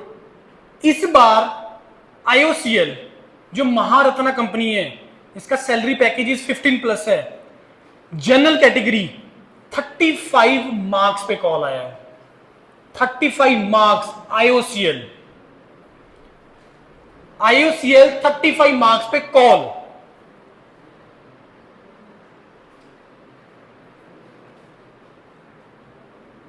कोल इंडिया लिमिटेड NTPC 35 मार्क्स पे डॉक्यूमेंट वेरिफिकेशन, उसमें इंटरव्यू भी नहीं होता है, फाइनल सिलेक्शन है। And 35 marks general category. Yes, GATE में कुछ पार्ट ऐसा होता है जो डिफिकल्ट होता है, 15 से 20% पार्ट ऐसा होता है जो डिफिकल्ट होता है। यस, छोड़ दो, लेकिन 80 मार्क्स का ढंग से तैयार करो, सो दैट तुम्हारे मिनिमम 35 मार्क्स आ जाए, सो दैट तुम अपनी करियर ऑप्शन उसके थ्रू ओपन कर सको। यही चीज तुम्हें मैंने स्टार्टिंग में बोला कि आज के टाइम पे कंपटीशन इज ड्रास्टिकली लो। 2016-17 के अंदर गेट एग्जाम ने पीक हिट किया था, तकरीबन 12.5 लाख बच्चों ने पेपर दिया था 2016-17 में। गेट 2024 में कितने ने दिया है किसी को आइडिया? कितने लोग अपीयर हुए गेट 2024 में, अंदाजा, आइडिया? 4.5 लाख, 4,50,000। और क्वालिफाई कितना करता है गेट? परसेंटेज में कितना परसेंट बच्चा क्वालिफाई कर पाता है गेट? रफली 15 to 18%, 15 से 18%। लेकिन इसका मतलब इससे रिलेट मत करना कि ये डिफिकल्ट है। अब मैं तुम्हें एक और डेटा दे रहा हूं, जो 4.5 लाख अपीयर हुए, मैंने वर्ड बोला अपीयर हुआ है, लेकिन भरा था तकरीबन 6.25 लाख बच्चों ने। तो लाख प्लस बच्चा, 1.25 लाख बच्चा पेपर देने ही नहीं गया। और ये हर एग्जाम में होता है, किसी में भी जाओगे 15-20% बच्चा पेपर देने नहीं जाता। क्यों? जैसे आज मैं बोल के चला जाऊंगा कि 3 October is the last day to apply for the GATE exam, भर देंगे 2-4 मेरी बात सुन के, लेकिन पढ़ा नहीं तो पेपर जाके भी क्या फायदा, नहीं जाएंगे। एग्जाम्पल, जितना बच्चा 80% बच्चा जो पेपर देने जाता है, उसका 60% बच्चा ऐसा होता है जो बिना पढ़े चले जाता है, जो सिर्फ बिना पढ़े चले जाता है। और एक्चुअल में ये जो 15 से 18% रिजल्ट है ना, ये टोटल जितना अपीयर हुआ है उसका 30% बच्चे में से रफली इतना क्वालिफाई कर रहा है। तो मेरी तरफ से जो गेट का जो सक्सेस रेट है परसेंटेज में क्वालिफाई करने का, वो रफली 50 to 60% है, क्योंकि इतना ही बच्चा पढ़ के जाता है। ध्यान से सुनना, स्टैटिस्टिक्स बहुत इंपॉर्टेंट है, और मैं तुम्हें प्रूफ दिखाऊंगा इस चीज का। मैं अपनी तरफ से हवा में नहीं बोल रहा हूं बातें, हर चीज का प्रूफ है, because this is the platform in India जो करता है ये चीजें। योरपीडिया, जितने भी बच्चे ने बीटेक के बाद पब्लिक सेक्टर जाना है, हायर स्टडीज डोमेन में जाना है, योरपीडिया इज द प्लेटफॉर्म जो उनको गाइड करता है। This is India's biggest platform.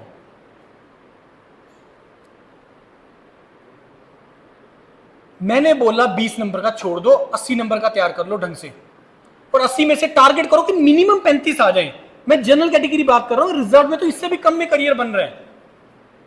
Himachal में एक चीज मैं और बता रहा हूं, एसटी लोग बहुत हैं, एसटी फायदा उठाओ। 20 नंबर पे आईआईटी मिल जाता है, 20 नंबर से पब्लिक सेक्टर पे कॉल आ जाता है, फायदा उठाओ। ओनली 20 मार्क्स नहीं ले सकते, 4 साल की पढ़ाई लेके। खुद सोच के देखना, अपने आप को पूछना, 20 नंबर भी ले सकते, 35 नंबर भी ले सकते हैं, लेकिन वो आएंगे तब अगर पढ़ोगे, नहीं तो नहीं आएंगे, नहीं तो नहीं आएंगे। उसके बाद 15 से 18% जितना बच्चा क्वालिफाई कर रहा है ना, मैं आपको पूरा डाटा दिखाऊंगा। उसमें मैं इस साल का ही डाटा दे रहा हूं, क्योंकि आईआईसी बेंगलोर ने इस बार एग्जाम कंडक्ट करवाया और उसने एक पीडीएफ रिलीज किया, पूरा डाटा दिया उसने, स्टैटिस्टिक्स पूरा एनालिसिस किया है। ओनली 5% बच्चे ऐसे हैं जिनके मार्क्स 60 अबव हैं, ओनली 5% जो क्वालिफाई किए हैं। मैं क्वालिफाई करने में से 5% की बात कर रहा हूं मैं, कि जिन्होंने क्वालिफाई किया एक्सेप्ट कंप्यूटर साइंस इस साल, ओनली 5% आर देयर जिसके 60+ हैं। दूसरी स्टेटमेंट सुनो, 70% आर द स्टूडेंट जो क्वालिफाई किए हैं having the marks below 35, below 35। तो करियर बन रहा है तुम्हारा 35 से लेके 60 के बीच में, 35 से लेके 60 के बीच में, इससे करियर ओपन है तुम्हारा, सारी options open.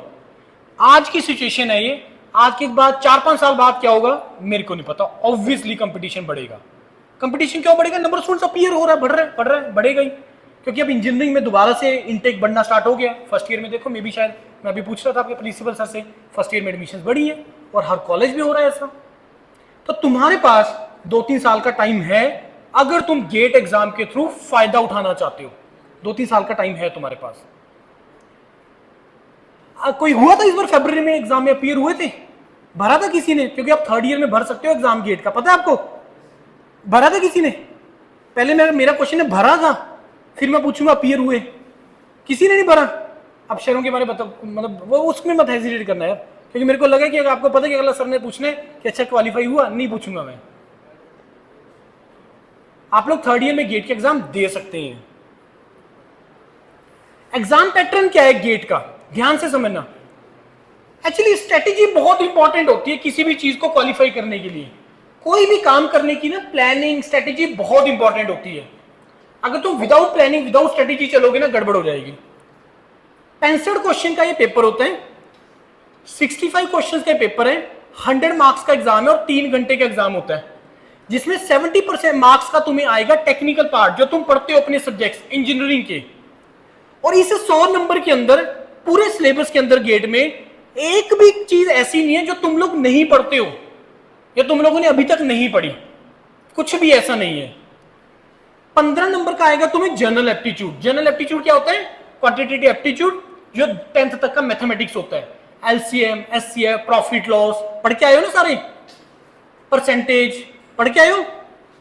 Reasoning blood relation से रिलेटेड प्रॉब्लम, आपका सिटिंग अरेंजमेंट से रिलेटेड प्रॉब्लम, आपका नंबर सीरीज, अल्फाबेट सीरीज और आपका न्यूमरल सीरीज पढ़ के आए हो ना सारी चीजें ये। और तीसरा आता है इंग्लिश। तो क्वांट, रीजनिंग और इंग्लिश का आता है 15 नंबर का। और 15 मार्क्स का आपको आएगा इंजीनियरिंग मैथमेटिक्स, जो आप लोग M1, M2, M3 पढ़ते हो ना, पढ़ते हो नहीं पढ़ते हो बीटेक में, तो वो आएगा आपका 15 नंबर का। तो ये है इसका exam pattern. 3 type of question इसके अंदर आते हैं, ध्यान से समझना। 3 टाइप ऑफ क्वेश्चन। पहला है मल्टीपल चॉइस क्वेश्चन, एक क्वेश्चन रहेगा, 4 ऑप्शन रहेंगी। दूसरा आएगा मल्टीपल सिलेक्शन क्वेश्चन, कि एक से ज्यादा आंसर ठीक हो सकते हैं इसमें एक क्वेश्चन में। तीसरा आएगा numerical answer type, filling the blank, कि जिसमें तुम्हें आंसर टाइप करना है वहां पे कि ये मेरा आंसर आया जी। मल्टीपल चॉइस क्वेश्चन में भी किसी का लक अच्छा हो और वो गेम खेल ले वहां पे अक्कड़ बक्कड़ की ABCD या डिजाइन बना दिया ABCD DC है, ऐसे ना करते हैं ना, कई लोग करते हैं, कई बार चल भी जाता लक। तो ये लक वाला एग्जाम नहीं है, ये मेहनत वाला एग्जाम है। नो डाउट थोड़ा सा लक चाहिए, वो 3 घंटे जो तुम्हारा पेपर होता है ना, थोड़ा सा उस टाइम पे तुम्हें लक चाहिए, उस टाइम पे लक चाहिए थोड़ा सा, कि मैं बीमार ना हो जाऊं, मैं लेट ना हो जाऊं एग्जाम सेंटर में। वो ये चीजें मैटर करती है तुम्हारे 3 घंटे की परफॉर्मेंस के लिए। ये तो आप कॉलेज के दौरान भी देखते होंगे, अपने कॉलेज के दौरान आपका जो फाइनल पेपर होता है, प्रेशर होता है दिमाग में, होता है कि नहीं होता? यस होता है, कि मैं पढ़ा तो है नहीं, पास कैसे होऊंगा, है ना। कल रात बोला था फ्रेंड ने पढ़ ले, मेरे को सो गया, मैं नींद आ गई, नहीं पढ़ पाया। अच्छा पढ़ भी सारा लिया, एग्जाम सेंटर में लेट हो गया, मेरे 10 मिनट मिस हो गए। ये फैक्टर्स होते हैं, यहां पे थोड़ा सा लक रोल प्ले करता है, लेकिन मेन जो चीज है वो तुम्हारा मेहनत है। ये एग्जाम प्रैक्टिस वाला है, लिख के वाला। ये एग्जाम ऐसा एग्जाम नहीं है, अच्छा ये क्वेश्चन है, सॉल्यूशन देखूं, अच्छा ऐसे ऐसे, हाँ ये तो हो जाएगा। ये नहीं, ऐसे नहीं होगा तैयार। ये होगा क्वेश्चन, कॉपी उठाओ, सॉल्व करना स्टार्ट कर दो।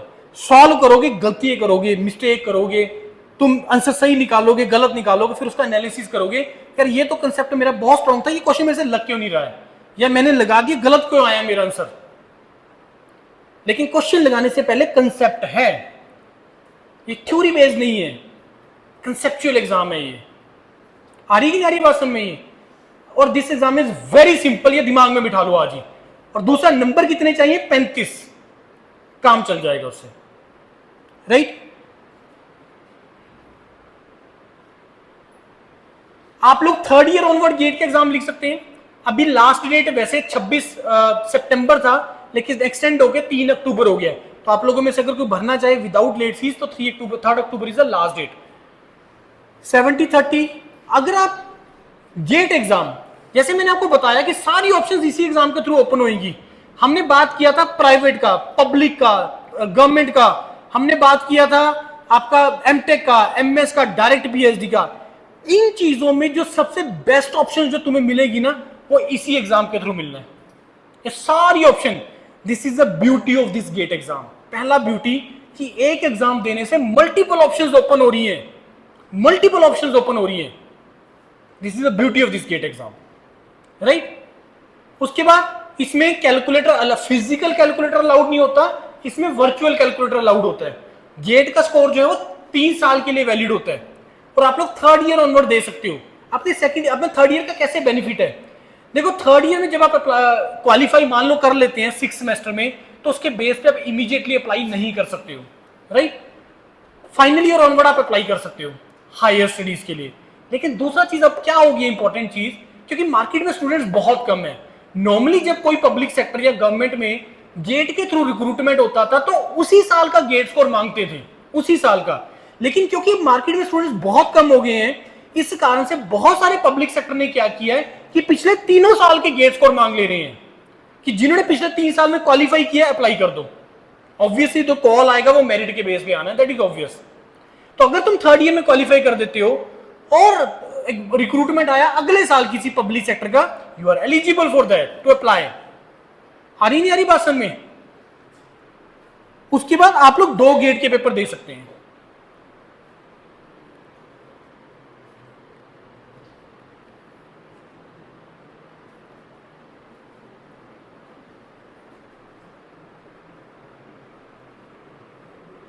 जॉब के लिए कुछ पब्लिक सेक्टर के, वैसे मैंने आपको नाम बताए। देखो पब्लिक सेक्टर में एंटर करने के 2 तरीके हैं, एक है थ्रू गेट एग्जामिनेशन, एक है विदाउट गेट।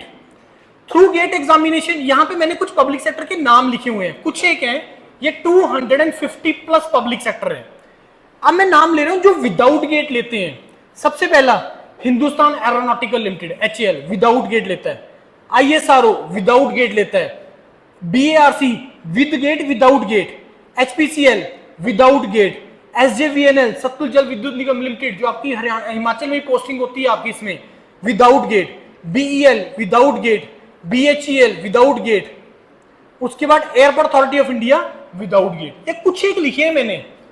रफली 1 साल के अंदर 20 प्लस पब्लिक सेक्टर आते हैं without GATE, 20 plus public sector आते हैं विदाउट गेट, और जिसमें जो प्रिपरेशन का तरीका है वो थोड़ा डिफरेंट है गेट एग्जाम से, क्योंकि वहां पे यहां पे गेट एग्जाम में क्या है, 65 क्वेश्चंस 180 मिनट्स, रफली 3 मिनट का टाइम एक क्वेश्चन के पीछे। लेकिन पब्लिक सेक्टर जब विदाउट गेट ले रहा है तो वहां पे क्वेश्चन आते हैं जिसमें एक क्वेश्चन के पीछे 1 मिनट या लेस देन 1 मिनट का टाइम। जो तुम्हारा स्टेट का एई वाला प्रिपरेशन का तरीका होता है ना, दैट इज अ प्रिपरेशन का तरीका इस पब्लिक सेक्टर के लिए। जो आप स्टेट एई के लिए तैयारी करते हो वो तैयारी हो जाती है वो पब्लिक सेक्टर का जो विदाउट गेट ले रही है, क्योंकि एई जेई एग्जाम में भी आपकी अप्रोच वही है, एक क्वेश्चन लेस देन 1 मिनट या 1 मिनट का time. Similarly public sector without GATE, एक क्वेश्चन 1 मिनट का टाइम या लेस देन 1 मिनट का टाइम। आगे की बात समझ में नहीं आ रही है? आ रही है कि नहीं आ रही समझ में? राइट। अच्छा, इसमें मैंने लिखा है government job, SDOs in some state, SDO मतलब AE assistant engineer, in some states for example PSPCL are recruiting through GATE exam. अभी न्यू ये होने वाला है, ऑलमोस्ट हर स्टेट में मेरे को लग रहा है हो जाना चाहिए। पंजाब, हरियाणा, ओडिशा, आंध्र प्रदेश, ये पहले से ही लेते थे इलेक्ट्रिसिटी डिपार्टमेंट में जो असिस्टेंट इंजीनियर का जॉब गेट के थ्रू। इस साल यूपी में 4-5 डिपार्टमेंट्स ने असिस्टेंट इंजीनियर का जॉब गेट के थ्रू कर दिया है।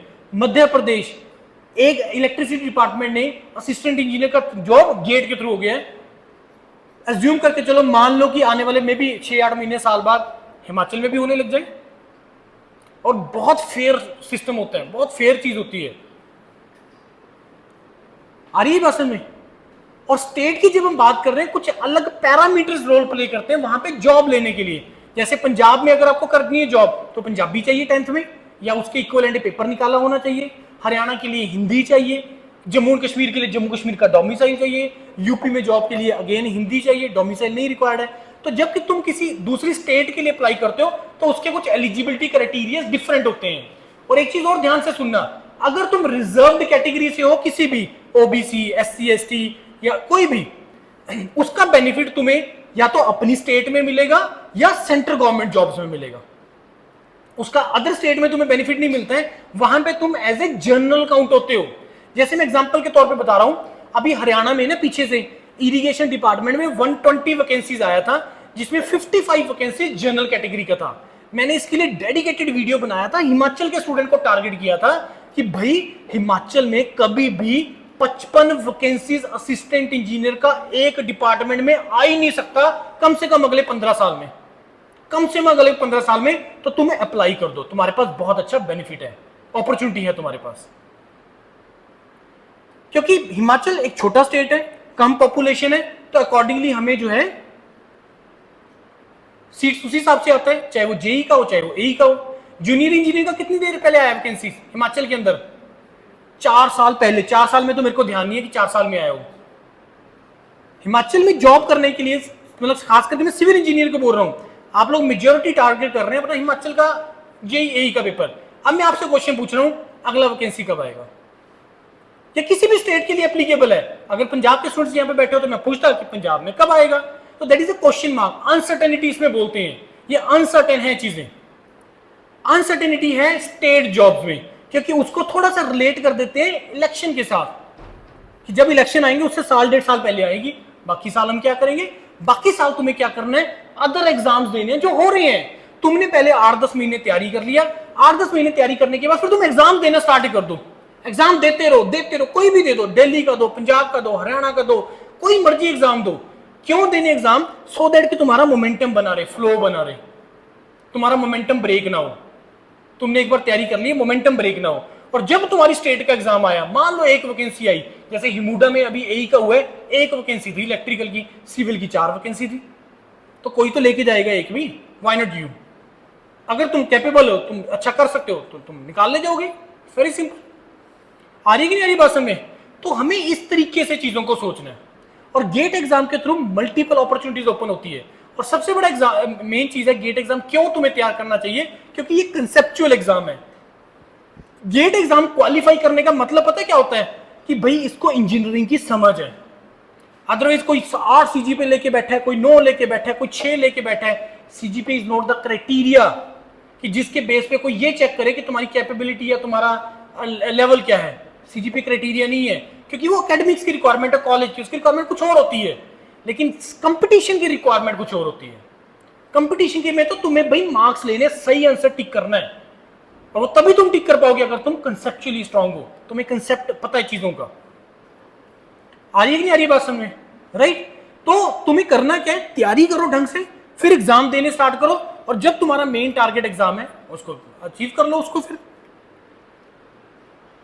पब्लिक सेक्टर में क्राइटेरिया क्या है, प्रोसेस, सिलेक्शन प्रोसीजर क्या है? अगर तुम विद गेट कर रहे हो तो गेट, अगर जो गेट के थ्रू रिक्रूटमेंट कर रहा है तो उसमें कोई रिटन एग्जाम नहीं होता है। उसमें जो नेक्स्ट राउंड्स होते हैं वो ये होते हैं, group discussion, group task, case study और इंटरव्यूज। ये पीएसयू टू पीएसयू वेरी करते हैं। जैसे steel authority of India limited, SAIL, वो सब कुछ करवाता है, सब कुछ होता है उसके अंदर। IOCL, GD, GT interview, HPCL written, GT interview. तो ये public sector to public sector vary करता है उसका रिक्रूटमेंट का प्रोसेस क्या है। जैसे मैंने आपको बताया, कोल इंडिया और एनटीपीसी इंटरव्यू भी नहीं होता है। गेट एग्जाम दिया, वैकेंसी आएगा, तुमने अप्लाई किया, अगर तुम्हारा मेरिट में नाम आ गया तो तुम्हारा डायरेक्टली डीवी होगा, डॉक्यूमेंट वेरिफिकेशन, डन, सिलेक्शन। बहुत आसान हो गया, बच्चे ही नहीं है मार्केट में, मैं बार बार ये चीज बोल रहा हूं मैं, specially core branches, mechanical, civil, electrical, market में स्टूडेंट्स ही नहीं है, competition is drastically low. Effort कर लो, मेहनत कर लो, है तुम्हारे पास 2-3 साल का टाइम, है 2-3 साल का ही है, उसके बाद कंपटीशन फिर से बढ़ जाना है।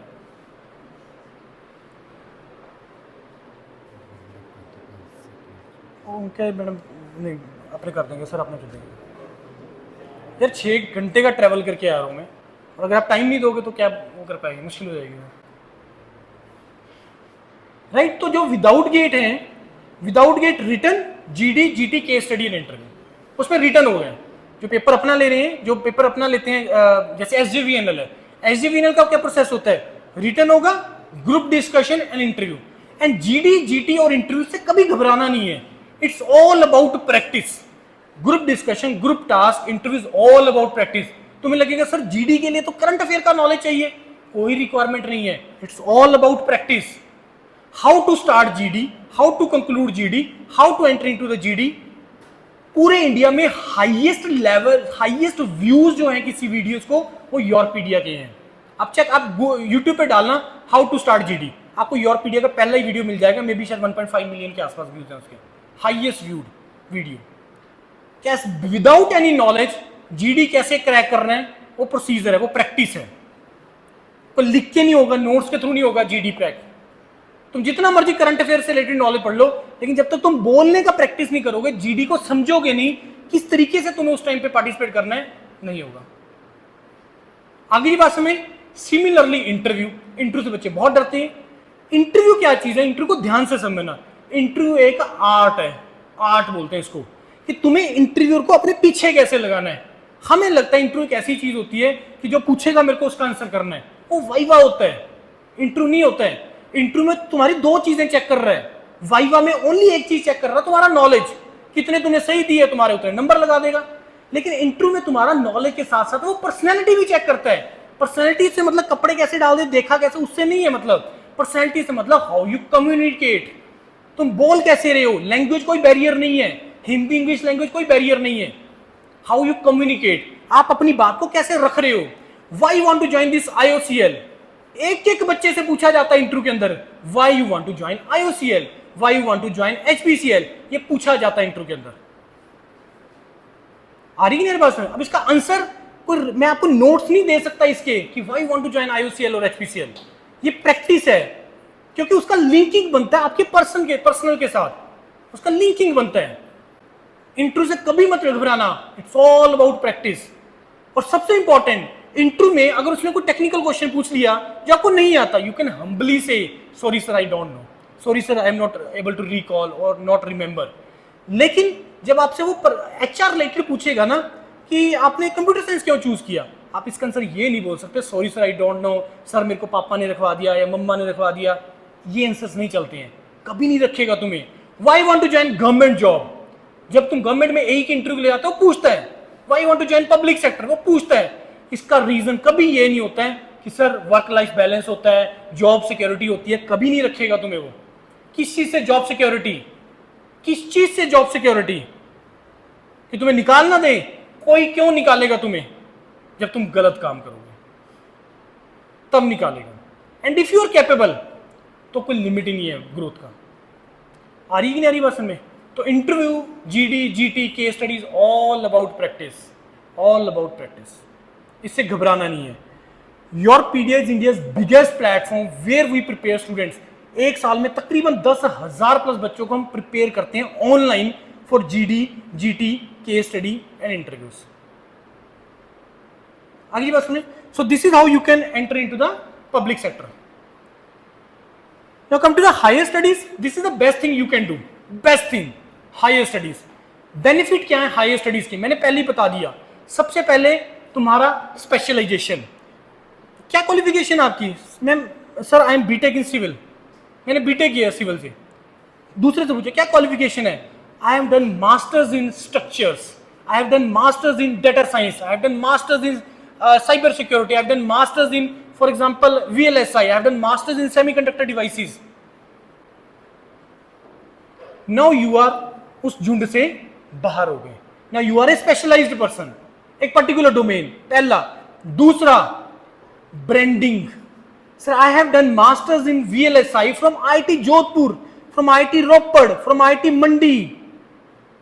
आपको लगता है इसका बेनिफिट होता है? आपको लगता है?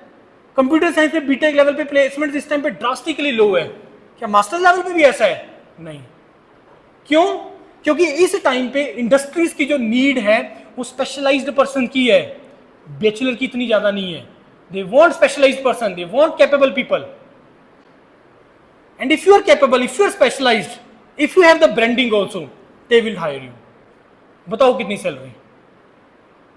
लेकिन उसको रिफ्लेक्ट करने के लिए आपके पास 10-15 मिनट के टाइम होता है, that is called the interview. वो इंटरव्यू होती है, नॉलेज तुम्हारा चेक कर लेगा। भाई मेरे को मान लो सपोज सेल्स एंड मार्केटिंग के लिए चाहिए पर्सन, मैंने रिटर्न लिया, रिटर्न में ले लिया उसने नंबर, लेकिन मैंने पूछा जब इंटरव्यू है इसको बेच के दिखाओ, वो बोल ही नहीं पा रहा है, कम्युनिकेट ही नहीं कर पा रहा है। आपको लगता है कि उसको रखेगा? नहीं रखेगा। इट मीन्स कि वो उसकी स्ट्रेंथ ही नहीं है। आ रही कि नहीं बात में? तो जिस तरीके का जॉब प्रोफाइल होता है ना, उसके हिसाब से रिक्वायरमेंट को पूरा करना। आ रही कि नहीं बात में? तो ये चीज इंपॉर्टेंट होती है, किस तरीके से अपने करियर को लेके जाना आगे, ये तुम्हारे हाथ में है, किसी और के हाथ में नहीं है। और इस चीज की मैं तुम्हें गारंटी दे रहा हूं, जिस तरीके से तुम्हें मैं बता रहा हूं, कोई मेरे को बता देना, आपको बता देगा। और बार बार मैं फिर से बोल रहा हूं, बहुत आसान है इस टाइम पे। 35 number is very easy to get, बहुत आसान है। अभी अगले जब तुम बीटेक पास आउट करेंगे ना, 1-2 साल देना अपने करियर के लिए, भी मेहनत करना उस टाइम पे, 1-2 साल अभी एफर्ट करना, जल्दी मत करना। मैं फिर से बार बार ये बोल रहा हूं मैं। लेकिन अंदर पहले अपने आप से पूछ लो, करना चाहते हो, पैसा कमाना चाहते हो, कैपेबल हो, कर लोगे, मेहनत कर लोगे, कंफर्ट जोन से बाहर चले जाओगे, ये अपने आप से क्वेश्चन पूछ लेना, तभी इसके आगे करके फायदा। मेरे कैसे मत करना, मैं सीरियसली बोल रहा हूं, मैं तुम्हें सिर्फ बता सकता हूं। लेकिन आपकी आवाज अंदर से आनी चाहिए कि yes I want to do that and I can do that and I will do that, तब होगा, अदरवाइज नहीं होगा। जैसे तुमने मान लो बीटेक सिविल ले लिया फादर के कहने से, लेकिन इंटरेस्ट ही नहीं आ रहा सिविल में। फॉर एग्जाम्पल मेरा इंटरेस्ट सर मैकेनिकल में है या कंप्यूटर साइंस में, इलेक्ट्रॉनिक्स में है। This is the stage, this is the way, now you can shift your branch. Sir computer science में तगड़ा रिसेशन चल रहा है, कितनी देर रहेगा? मैं बोलूंगा ये चलता रहेगा कंप्यूटर साइंस में। क्यों? क्योंकि कंप्यूटर साइंस में सबसे बड़ा प्रॉब्लम क्या हो गया, हर 2-3 साल के बाद टेक्नोलॉजी ड्रास्टिकली चेंज हो रही है। आपने कोई स्किल एक्वायर किया, आज नीड है, 2 साल के बाद उसका सोल्यूशन मिल गया, ऑटोमेशन से, एआई से मिल गया, अब नीड ही नहीं है इस स्किल का, अदर चाहिए। तो हर 2-3 साल के बाद ये होना है, शिफ्टिंग आएगा, देखना कैसे ड्रास्टिक है ना। 2-3 साल के बाद नई रिक्वायरमेंट खड़ी हो जाएगी कंप्यूटर साइंस के अंदर, क्योंकि बहुत ज्यादा फास्ट पेस पे टेक्नोलॉजी चेंज हो रही है। इतना होना भी नहीं चाहिए। आ रही कि नहीं आ रही बात समझ में? ये ना सर क्या करें, इसका दूसरा तरीका करने का कि अपने डोमेन को शिफ्ट कर लो, अपने डोमेन को इंटरडिसिप्लिनरी की तरफ ले आओ। क्योंकि जब तुम हायर स्टडीज में जाते हो तो उसमें तुम एक स्पेशलाइजेशन करते हो, और तुम्हारे पास रफली 50+ स्पेशलाइजेशन ऑप्शन अवेलेबल होती है, जिसमें तुम अपना मास्टर्स या हायर स्टडीज कर सकते हो। और उस 50 में से 50% होती है इंटरडिसिप्लिनरी। इंटरडिसिप्लिनरी का मतलब क्या है? जिसमें कोई भी ब्रांच का बच्चा जा सकता है। For example management domain, her IIT her NIT के अंदर मैनेजमेंट कोर्सेज आर देयर। अब मैं कुछ डोमेन बोल रहा हूं जो इंटरडिसिप्लिनरी, ध्यान से सुनना, जिसमें कोई ब्रांच का बच्चा चला जाए। Robotics, data science, artificial intelligence, environment, energy, E waste management, E vehicles, sustainable management, rural development, space technology, ये ऐसी मटेरियल साइंस, ये ऐसी डोमेन है जिसका ब्रांच से कोई लेना देना ही नहीं है। तुम अपना चेंज कर लो। सर इसके बाद क्या होगा? मैंने कर लिया मटेरियल साइंस में, भाई प्लेसमेंट्स दी बेस्ट। क्यों? तुम्हारे पास स्पेशलाइजेशन और तुम्हारे पास ब्रांडिंग है। अगर मैं बोल रहा हूं हायर स्टडीज करना, इसका मतलब ये नहीं है कि तुम पैक में एडमिशन ले लो या एनआईटी में ले लो, कोई फायदा नहीं होगा। हमें करनी है इंडिया के टॉप इंस्टीट्यूट से, जहां से करियर बनेगा, आईआईटीज, ट्रिपल आईआईटीज बस, और southern NITs, southern NITs like NIT Rourkela, Calicut, Surathkal, ये एनआईटीज। आ रही कि नहीं बात समझ में? तो अगर तुम अच्छी जगह से करोगे तभी तुम्हें करियर मिलेगा, नहीं तो नहीं मिलेगा। It's very simple. अगली बात में, एमटेक में स्टाइपेंड 12,400 रुपए, एमएस में 12,400 रुपए, डायरेक्ट पीएचडी में 38,000 से 80,000 रुपए।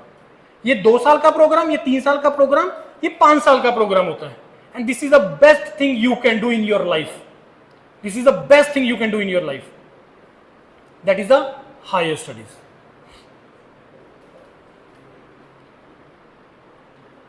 कोई एमबीए करना चाहते हैं बीटेक के बाद?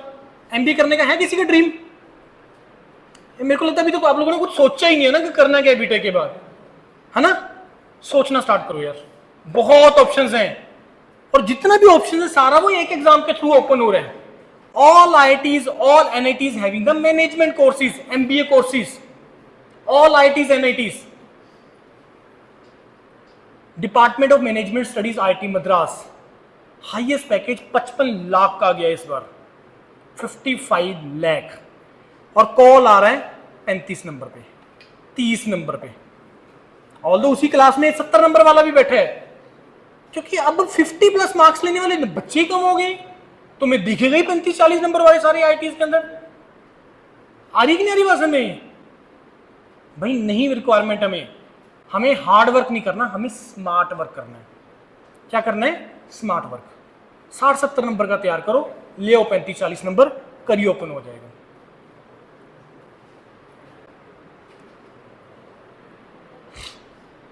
थर्ड ईयर में क्या बेनिफिट है लिखने का, मैंने आपको बता दिया। एक तो पब्लिक सेक्टर, दूसरा मे भी थर्ड ईयर में वो 3 घंटे तुम्हारे अच्छे नहीं थे, फोर्थ ईयर में अच्छे थे, मे भी थर्ड ईयर में अच्छे थे, फोर्थ ईयर में अच्छे नहीं थे। जब आपने फाइनल ईयर में दिया तो तुम्हारे पास एक ऑप्शन बन जाता है। जैसे फॉर एग्जांपल मेरे पास कॉइन है, हेड लेके आना है, 1 चांस है, 2 चांस है, 3 चांस है। किसमें प्रोबेबिलिटी ज्यादा है? एक ही बार लाना है। किसमें प्रोबेबिलिटी ज्यादा है? पढ़ी नहीं प्रोबेबिलिटी? एक बार हेड लाना है, एक बार मैंने कॉइन टॉस किया, 2 बार किया, 3 बार किया, किस केस में प्रोबेबिलिटी ज्यादा होगी? जितने चांसेस ज्यादा आएंगे। लाना तो एक ही बार है। आगे बात समझ नहीं आई है? तो थर्ड ईयर में देने के तुम्हें बेनिफिट है। हायर स्टडीज क्यों, मैं तुम्हें बता दिया। पहला स्पेशलाइजेशन, दूसरा ब्रांडिंग, तीसरा एक्सपोजर जो तुम्हें मिलेगा। मैं बहुत बात कर दिया, इसमें सिर्फ हिमाचल का बैठा है। यहाँ पे बिठा दो 4-5 स्टेट्स के बच्चे, अलग ही एनर्जी लेवल होगा। बिठा दो इसमें 20 स्टेट के बच्चे, अलग ही एनर्जी लेवल होगा, अलग ही लर्निंग होगा तुम्हारा। होगा कि नहीं होगा? लर्निंग होगा कि नहीं होगा? यहां से कोई यूपी से है, यहां से कोई बिहार से है, यहां पे नहीं है इस क्लास में? अगर होते तो तुम्हें पता लगता हार्ड वर्क क्या होता है। अगर होते, they are very hard worker. Hard worker होते हैं, स्मार्ट वर्कर नहीं होते हैं। उनको ये पता है कि मेरे को पढ़ के ही करियर बनेगा, ये उसको पता है। इधर प्रॉब्लम क्या है? पंजाब, हिमाचल, खास करके चंडीगढ़, हमें लगता है कि कोई ना कोई यार जुगाड़ लगा लेंगे, कर लेंगे कुछ ना कुछ, ज्यादा होते हैं ना हम लोग। लेकिन इस कैपेबिलिटी का ना, you all are very much capable, लेकिन हम लोग सिस्टमेटिक अप्रोच नहीं रखते हैं। हम लोग कुछ अलग ही चीजों में पड़े हुए हैं। मतलब ये 2 घंटे में इंस्टाग्राम पे वेस्ट कर देंगे, लेकिन उस 2 घंटे में 15 मिनट इंस्टाग्राम चला के पौने 2 घंटे हम किसी तरीके से अपने करियर के लाभ नहीं कर सकते हैं, क्योंकि आदत वैसी पड़ गई है। और आदत चेंज करने में पता कितना टाइम लगेगा? 21 दिन। 21 दिन का साइकिल होता है। कोई भी काम तुम रेगुलर 21 दिन कर लो, वो तुम्हारा हैबिट बन जाता है। ये मैं नहीं बोल रहा हूं, सियाने बंदे बोल के गए हैं। करके देखो, मैं करके देखा हूं, मैं हो जाता है। 21 दिन फोन छोड़ना है, 21 दिन उठाओ मत, कुछ भी कर लो, उठाना नहीं है। आदत ही चेंज हो जाएगी, तुम्हारा दिल ही नहीं करेगा।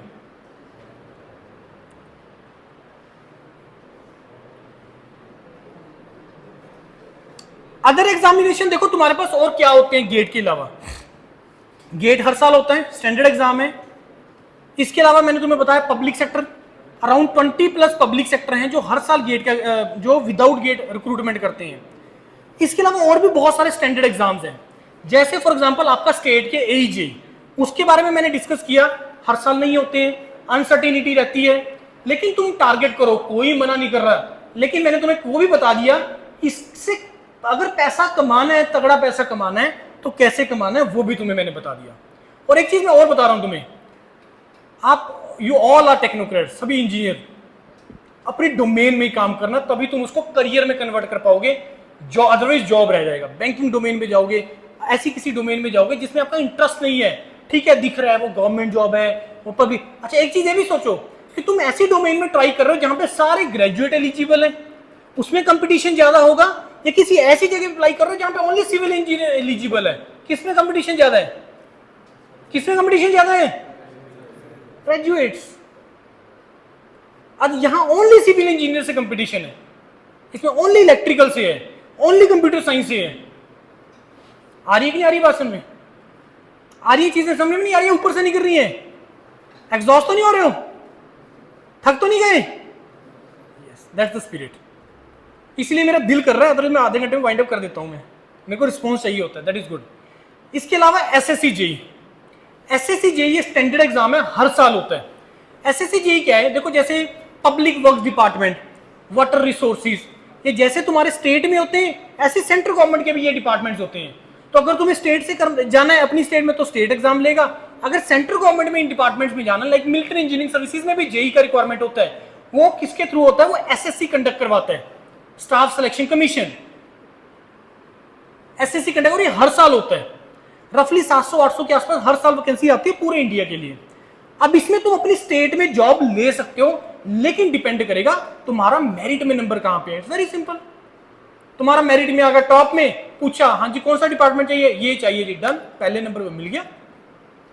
तो ये सारे फैक्टर्स की अगर आपको लग रहा है कि मेरे को ओनली अपनी स्टेट वाले एग्जाम देके तभी मेरे को हिमाचल में जॉब लगेगा, नहीं है requirement.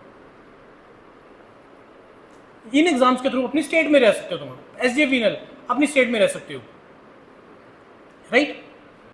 RRB, railway recruitment board, आप लोगों में से किसी के पास डिप्लोमा है, इलेक्ट्रिकल, मैकेनिकल, सिविल, डिप्लोमा किस किस के पास है? तो बहुत ज्यादा नंबर है। भरा है RRB का एग्जाम? भरा RRB के किसी ने भरे? कर रहे हो तैयारी? गुड। रेलवे रिक्रूटमेंट बोर्ड ये जूनियर इंजीनियर एग्जाम करवाता है। अच्छी बात ये है कि ये एग्जाम आया 6 साल के बाद। इससे पिछली बार आया था 2018 में, क्योंकि 19 में इलेक्शन थे। इस बार आया 2024 में, क्योंकि इलेक्शन थे। लेकिन रेलवे ने अब ये बोला है कि अब हम लोग जेई का एग्जाम हर साल कंडक्ट करवाया करेंगे। इस बार 7200 के आसपास, मेरे को याद नहीं आ रहा, 7200 के आसपास वैकेंसी थी जेई की पूरे इंडिया में। और इसमें जो वैकेंसी आता है, ध्यान से सुनना, ये जोन वाइज होता है, zone wise. Jammu and Srinagar zone, Chandigarh zone, ये जोन, वो जोन। तो जब तुम किसी एक पर्टिकुलर जोन में अप्लाई करते हो और अगर तुम्हारा वहां पे मेरिट में आ जाता है तो वहीं पे तुम्हें जॉब मिलता है। तो इसमें ऐसा नहीं है कि तुम पूरे इंडिया में कहीं पे भी जा सकते हो, नहीं, इसमें जोन वाइज होता है और जोन वाइज वैकेंसीज वो बताता है कि किस किस जोन में कितनी कितनी वैकेंसीज हैं। आगे की बात समझ में, राइट। उसके बाद central and state government exam for various post, ये बहुत इंपॉर्टेंट है। ये हिडन है, हिडन, ये हिडन है। बहुत सारे सेंट्रल गवर्नमेंट के ऐसे एग्जाम्स आते हैं या सेंट्रल डिपार्टमेंट्स के ऐसे एग्जाम होते हैं जिनको हम इग्नोर कर देते हैं या जिसको हम कंसीडर ही नहीं करते। जैसे बैंकिंग सेक्टर में और इंश्योरेंस सेक्टर के अंदर टेक्निकल ऑफिसर का रिक्वायरमेंट होता है, टेक्निकल ऑफिसर इंजीनियर का। हमें बैंकिंग में, इंश्योरेंस में क्या करेगा इंजीनियर जाके, ये तो उनको पता है। आप खुद सोच के देखो क्या रोल होगा एक सिविल इंजीनियर का, एक मैकेनिकल इंजीनियर का, एक इलेक्ट्रिकल इंजीनियर का। मैं बताता हूं। इंश्योरेंस, बैंकिंग भी तो, बैंक्स भी तो डील करते हैं ना इंश्योरेंस से, करते कि नहीं करते बैंक्स? इंश्योरेंस तो चलो करना है उससे, इंश्योरेंस से डील। इस पूरे कॉलेज का इंश्योरेंस करना है, वैल्यू कौन लगाएगा इसकी? आपको लगता है एक बीए वाला लगा लेगा? कौन करेगा इसको इवैल्यूएट? Civil engineer. गाड़ी की इंश्योरेंस करनी है या उसका क्लेम लेना है, कौन इवैल्यूएट करेगा उसको? एक मैकेनिकल इंजीनियर। तो इंश्योरेंस सेक्टर, बैंकिंग सेक्टर में हर साल वैकेंसीज आती है टेक्निकल ऑफिसर का। और बहुत सारे डिपार्टमेंट जैसे नाबार्ड, नाबार्ड के अंदर आती है। तो ऐसी रफली 30-40 के आसपास अलग से वैकेंसीज हैं जो मैंने अभी तक नहीं बोला, जो इस कैटेगरी के अंदर आती है। जैसे एक आया गेट के थ्रू था, that is cabinet secretariat, district field officer का होता है, सेंट्रल गवर्नमेंट के अंडर आता है, ये मिनिस्ट्री ऑफ डिफेंस में आता है। ये कैबिनेट सेक्रेटरीट का एक पोस्ट होता है। उसमें गेट के थ्रू वैकेंसी आई, इलेक्ट्रॉनिक्स का 80, कंप्यूटर साइंस का 80 और गेट 22, 23, 24 तीनों एलिजिबल। मेयर गेट क्वालिफाई करने पे कॉल आ रहा है उसमें, मेयर गेट क्वालिफाई करने पे। आप बोल रहे हो कि सर आप किस एश्योरेंस से बोल रहे हो? We are dealing with that. मैं पहले बता चुका हूं। जितना भी मैंने प्रेजेंटेशन लिया है ना, अगर आपको किसी भी मेरी एक बात में डाउट हो रहा है ना, तो अपनी मिस्टेक करोगे आप। मेरी एक भी बात में डाउट मत करना। Reason because we are the agency which is dealing with this only. इसी से हम लोग डील कर रहे हैं। और तुम अपना मिस्टेक कर बैठोगे वो कि ये तो ऐसे ही बता के चलेगी, सॉरी टू से दिस, आप अपना मिस्टेक करोगे। जो मैं तुम्हें डाटा दे रहा हूं, जो मैं तुम्हें चीजें बोल रहा हूं, वो 101% ट्रू है। इसको मान लेना। मेरे को आज से 20-22 साल पहले किसी ने एक लाइन बोली थी। क्लास में ट्यूशन चल रहा था, एक ना कुछ बच्चे होते हैं ना जिनको जानने की आदत होती है। सर ये कैसे हुआ, सर ये कैसे हुआ, ये ऐसे कैसे आ गया। मे बी आपकी क्लास में भी होंगे कुछ ना कुछ ऐसे, जिनको हर चीज को बीच में घुसना होता है कि कैसे हुआ कैसे हुआ, कुछ होते हैं। उसने बड़ी सिंपल सी चीज बोली टीचर ने। उसने बोला कि अगर मैं इसकी इनडेप्थ में जाऊंगा ना तो अलग ही डायरेक्शन चली जाएगी, उसका रिक्वायरमेंट नहीं है। जब 6-7 स्टैंडर्ड वाले बच्चे को फ्लूइड मैकेनिक्स का या कंसेप्ट बताया जा रहा है, फॉर एग्जांपल सरफेस टेंशन का, मेरे बेटे को 7th में सरफेस टेंशन है उसको, तो वहां पे सरफेस टेंशन अंडरस्टैंड ही नहीं कर पाएगा। उसको उतना का बताओ जिससे उसको समझ में लग जाए कि हाँ जी ऐसी ऐसे होती है सरफेस टेंशन जी। उसने, टीचर ने बोला, वो बोल रहा कुछ जान के चलो, कुछ मान के चलो। और ये आज भी मेरे को लाइन याद है कि हर चीज को जानने का ट्राई मत करो, कुछ को मान लो कि ऐसा है तो है, उसमें तुम्हारा फायदा है। लेकिन कुछ चीजें ऐसी जो जाने बिना आगे नहीं जाएगा, जैसे गेट एग्जाम, इसमें तुम्हें हर चीज जान के चलनी पड़ेगी। 90% चीजें ऐसी तो तुम्हें जान के चलनी पड़ेगी, समझ के चलनी पड़ेगी। 10% चीजों को मान के चलना पड़ेगा, क्योंकि कुछ चीजें ऐसी होती हैं जो फैक्ट्स हैं, इंपीरिकल फॉर्मूलाज है, कुछ भी है। क्या कर लोगे, इंपीरिकल फॉर्मूला है सो है। अब इंपीरिकल फॉर्मूला कहां से आया मेरे को बता दो, प्रूफ कोई होती है कोई डेरिवेशन? इंपीरिकल फॉर्मूले की कोई डेरिवेशन होती है? नहीं होती। समझते हो इंपीरिकल फॉर्मूला क्या होता है? समझते हो इंपीरिकल फॉर्मूला क्या होता है? हाँ या ना तो बोलो। नहीं आई नहीं बात। एक चीज होती है हम डिराइव करके निकाल रहे हैं कि ये आउटकम आया, एक एक्सपेरिमेंट्स से हमें मिलता है कि ये किया तो इसका डायरेक्ट रिलेशन है, ये किया तो इसका रेसिप्रोकल है, ये किया तो इसका डबल इंपैक्ट आ रहा है, ये हुआ तो इसका हाफ आ रहा है, तो उससे एक फॉर्मूला बन गया, that is called the empirical formula. तो इसलिए मान लेना जो मैं चीजें बोल रहा हूं वो ट्रू है, राइट। आपके हिमाचल में जैसे बहुत सारे एस्पिरेंट्स होंगे, मेरे को लग रहा है यहां पे जो अपनी स्टेट को टारगेट कर रहे हैं, आपके हिमाचल में जॉब्स का एग्जाम पैटर्न चेंज हुआ है पिछले साल, और उसके बेस पे कुछ एग्जाम्स हुए भी हैं। देखो आप लोग एस्पिरेंट्स होते हैं जेई के लिए, जूनियर इंजीनियर के लिए और असिस्टेंट इंजीनियर के लिए। अब इसमें दो पेपर होते हैं आपके, एक है पेपर 1 जिसमें 4 कंपोनेंट होते हैं, ये एक ही दिन होता है, ऐसा नहीं है इसमें कोई प्रीलिम मेन वाला फेंडर नहीं है, इसमें एक ही दिन एग्जाम होता है। सुबह होगा आपका पेपर 1, दोपहर को होगा आपका पेपर 2। पेपर 1 क्या है? Hindi, English, Himachal GK, national and international GK and current affair. ये 50 क्वेश्चन आते हैं, 100 नंबर का पेपर होता है, और ये क्वालिफाइंग होता है। क्वालिफाइंग का मतलब क्या है कि तुम्हें मिनिमम इतने मार्क्स लाने पड़ेंगे तभी तुम्हारा पेपर 2 चेक होगा। और ये मिनिमम कितने, कोई क्राइटेरिया नहीं दिया इसने, कोई क्राइटेरिया नहीं दिया कि 35%, 30%, क्योंकि होता है बाकी एग्जाम में लिखा होता है कि मिनिमम क्वालिफाइंग मार्क्स है 35%। फिर उसके बाद बात आ जाती है मेरिट की, कि जो उसका मेरिट में आएगा तो उसका बनेगा, लेकिन एक मिनिमम का क्राइटेरिया, राइट। दूसरा जो पेपर होगा वो तुम्हारा टेक्निकल होगा ब्रांच के हिसाब से। अगर वो पेपर है जूनियर इंजीनियर का तो वो होगा ऑब्जेक्टिव, अगर वो पेपर है असिस्टेंट इंजीनियर का तो वो पेपर होगा सब्जेक्टिव। सब्जेक्टिव का मतलब जैसे आपके कॉलेज के एग्जाम होते हैं कि क्वेश्चन आएगा, पूरा आंसर लिखना है, राइट। अभी तक इस एई के 3 एग्जाम हो चुके हैं, 2 एग्जाम हिमुडा के हो चुके हैं, इलेक्ट्रिकल का एक सिविल का, और एक अभी 15 सितंबर को होके हटा है आपका जल शक्ति विभाग के लिए असिस्टेंट इंजीनियर का, राइट। तो नए पैटर्न पे एई के 3 एग्जाम हो चुके हैं, जेई का अभी तक कोई एग्जाम नहीं हुआ। जेई का तो हिमाचल का पिछले 4 साल के अंदर कोई एग्जाम नहीं आया, एक्सपेक्टेड है कि अब आएंगे, एक्सपेक्टेड है, राइट। प्रिपरेशन स्ट्रेटेजी, कोई भी एग्जाम तुमने टारगेट ले लिया, एसएससी जेई तुमने टारगेट ले लिया, गेट तुमने टारगेट ले लिया, एसजेवीएनएल तुमने कोई भी XYZ पेपर टारगेट ले लिया, उसका प्रिपरेशन स्ट्रेटेजी क्या है? चीजों को सिंपल रखना बहुत जरूरी है। देखो जो एग्जाम तो स्टैंडर्ड है, स्टैंडर्ड मतलब जो हर साल हो रहे हैं, like get, SSC JE, RRB JE, या कोई भी बैंकिंग के एग्जाम, जो स्टैंडर्ड एग्जाम है जो हर साल होते हैं, उनको तुम एनालिसिस कर सकते हो। उनका एनालिसिस कैसे? प्रीवियस ईयर क्वेश्चन से। प्रीवियस ईयर क्वेश्चंस का सबसे ह्यूज रोल है तुम्हारी प्रिपरेशन स्ट्रेटेजी बनाने के लिए।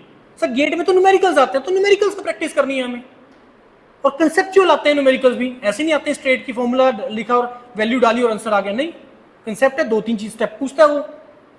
एसएससी जेई या आपकी state JE majority question theoretical आते हैं, याद करने वाले आते हैं, डाटा वाले आते हैं, तो उसको उस हिसाब से करना पड़ेगा। तो प्रिपरेशन स्ट्रेटेजी हमें किसी भी चीज का बहुत सिंपल रखना है। पहला होता है उसमें प्रीवियस ईयर क्वेश्चन का एनालिसिस। प्रीवियस ईयर क्वेश्चन का एनालिसिस करना बहुत ज्यादा जरूरी है। ढंग से एनालिसिस करो, कहां से पूछ रहा है, कहां से नहीं पूछ रहा, कहां पे एफर्ट मार रहा है। जैसे मैंने बोला कि गेट में भाई 15 से 20% का ऐसा पार्ट आता है जो डिफिकल्ट आता है, तो छोड़ दो। अब कौन सा है वो 15 से 20%, कैसे पता लगाओगे? तुम्हें देखने पड़ेंगे प्रीवियस ईयर क्वेश्चन, वहीं से पता लगेगा, कहीं और से पता लगेगा, ऑब्वियस है वहीं से पता लगेगा। उसके बाद जो भी तुमने एनालिसिस कर लिया, उसके बेस पे फिर तुम अपना स्टडी करना स्टार्ट करो। उसके बाद प्रीवियस ईयर लगा लिए, प्रीवियस ईयर क्वेश्चन को सबसे इंपॉर्टेंट होते हैं, वो सारे लगाने जरूरी हैं, कम से कम 2, 4, 5 बार। गेट के लिए मैं क्लियरली बोलता हूं कि अगर तुम गेट के पेपर को क्वालिफाई करना चाहते हो ना, 35-40 नंबर लेना चाहते हो, सब्जेक्ट को ढंग से पढ़ लो और उसके प्रीवियस ईयर क्वेश्चन को कम से कम 5 बार हाथ से लगा लो। 35+ नंबर मैं तुम्हें एश्योरेंस दे रहा हूं। मैं अगर तुम इतना कर लोगे कि सब्जेक्ट को ढंग से कर लिया, प्रीवियस ईयर क्वेश्चन को 5 से लगा लिया, 5 बार लगा लिया, तो तुम्हारा काम हो जाएगा, उससे 35+ नंबर इसी से आ जाएंगे, राइट। उसके बाद लास्ट चीज, ये बहुत इंपॉर्टेंट है, टाइम यूटिलाइजेशन। तुम्हारा 8th सेमेस्टर क्या होता है? इंटर्नशिप होगी ना, क्या करोगे? अभी तो तुम बोल दोगे एनर्जी में, सर इंटर्नशिप करेंगे, सीखेंगे, इंडस्ट्री जाएंगे। कोई नहीं जाता, मैं बता रहा हूं तुम्हें, कोई नहीं जाता। 2, 4, 5% होंगे जो सीरियसली करेंगे इंटर्नशिप को, बाकी क्या करेंगे? Time waste. लेह लद्दाख का टूर लगाएगा, कोई कहीं का टूर लगाएगा, टाइम वेस्ट। पर उस टाइम को यूटिलाइज कर लेना। इंटर्नशिप का रोल है, यस रोल है। कहां पे? इंटरव्यूज में। जहां पे भी इंटरव्यूज होगी वो तुम्हारी इंटर्नशिप के बारे में, नॉट द इंटर्नशिप, प्रोजेक्ट के बारे में पूछेगा। अगर तो तुम्हारा बीटेक में प्रोजेक्ट अच्छा है, तुमने अच्छा किया हुआ है, फिर तो इंटर्नशिप को पूरा 100% फायदा उठा लेना उस टाइम का। अगर नहीं है तो इंटर्नशिप में कोई अच्छा सा प्रोजेक्ट तुम्हें करना पड़ेगा। अब टाइम यूटिलाइज कैसे करेंगे सर? ऐसा तो है नहीं हमने नहीं जाना है, बिल्कुल जाना है, मैं बोल रहा हूं तुम्हें मैं। लेकिन जो तुम्हारा हफ्ते का काम है ना, smart work, now come the strategy, smart work. तुम्हें 6 दिन नहीं जाना, तुम 1 या 2 दिन जाओ और उस 1 या 2 दिन में जो हफ्ते का पूरा काम है वो कर लो। और बाकी जो टाइम बचे पीछे 5 या 6 दिन या 4 दिन, उसमें अपनी तैयारी में लगाओ।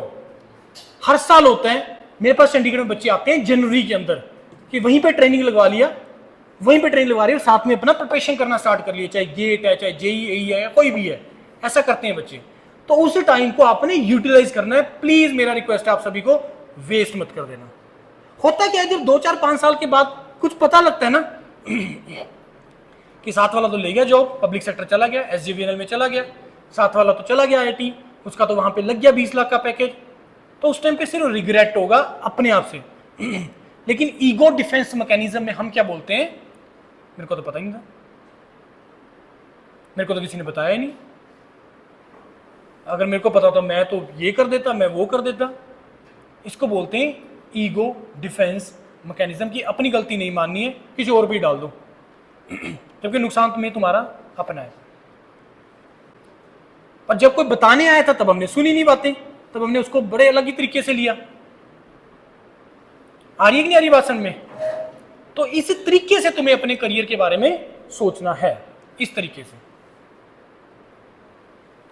इस ट्रेनिंग पीरियड को यूटिलाइज करना, आ जाना चंडीगढ़, हो जाएगा।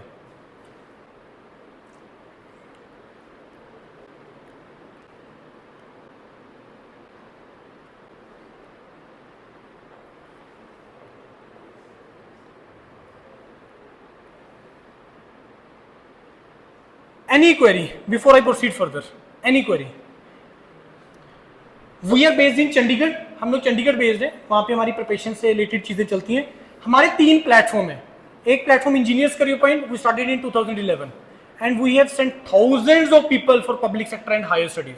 Second platform is Yourpedia. Yourpedia is one of the leading platform in India, जो बहुत ग्रो कर रहा है, और हम लोग डिफरेंस क्रिएट करके बैठे हैं मार्केट के अंदर, specially in the domain of higher studies. कोई नहीं है पूरे इंडिया में जो बात कर रहा है कि हायर स्टडीज भी जाओ, कोई नहीं बोलता। वी आर द प्लेटफॉर्म जो कर रहे हैं, और करियर उसके बाद जबरदस्त है। हमने कंपैरेटिव एनालिसिस किए हैं कि आज से 7-8 साल पहले जो बच्चे पब्लिक सेक्टर में चले गए या जो हायर स्टडीज में चले गए, कौन बेटर पोजीशन पे है? आपको क्या लगता होगा? जो हायर स्टडीज में गया। कोई यूएसए बैठा है, कोई कहीं बैठा है, किसी का $20,000 का सैलरी चल रहा है पर मंथ का, बहुत कुछ है। आप में से कितने लोग हैं यहाँ पे जिसका 8+ CGPA है? कोई 8+ CGPA, 7.5+, 7.5+, ठीक है। Any query if you have, कोई भी किसी तरीके का कोई doubt, I will be more than happy to answer. कोई क्वेरी आपका, कोई पूछो, हेजिटेट नहीं करना, आपने क्वेरी पूछना है।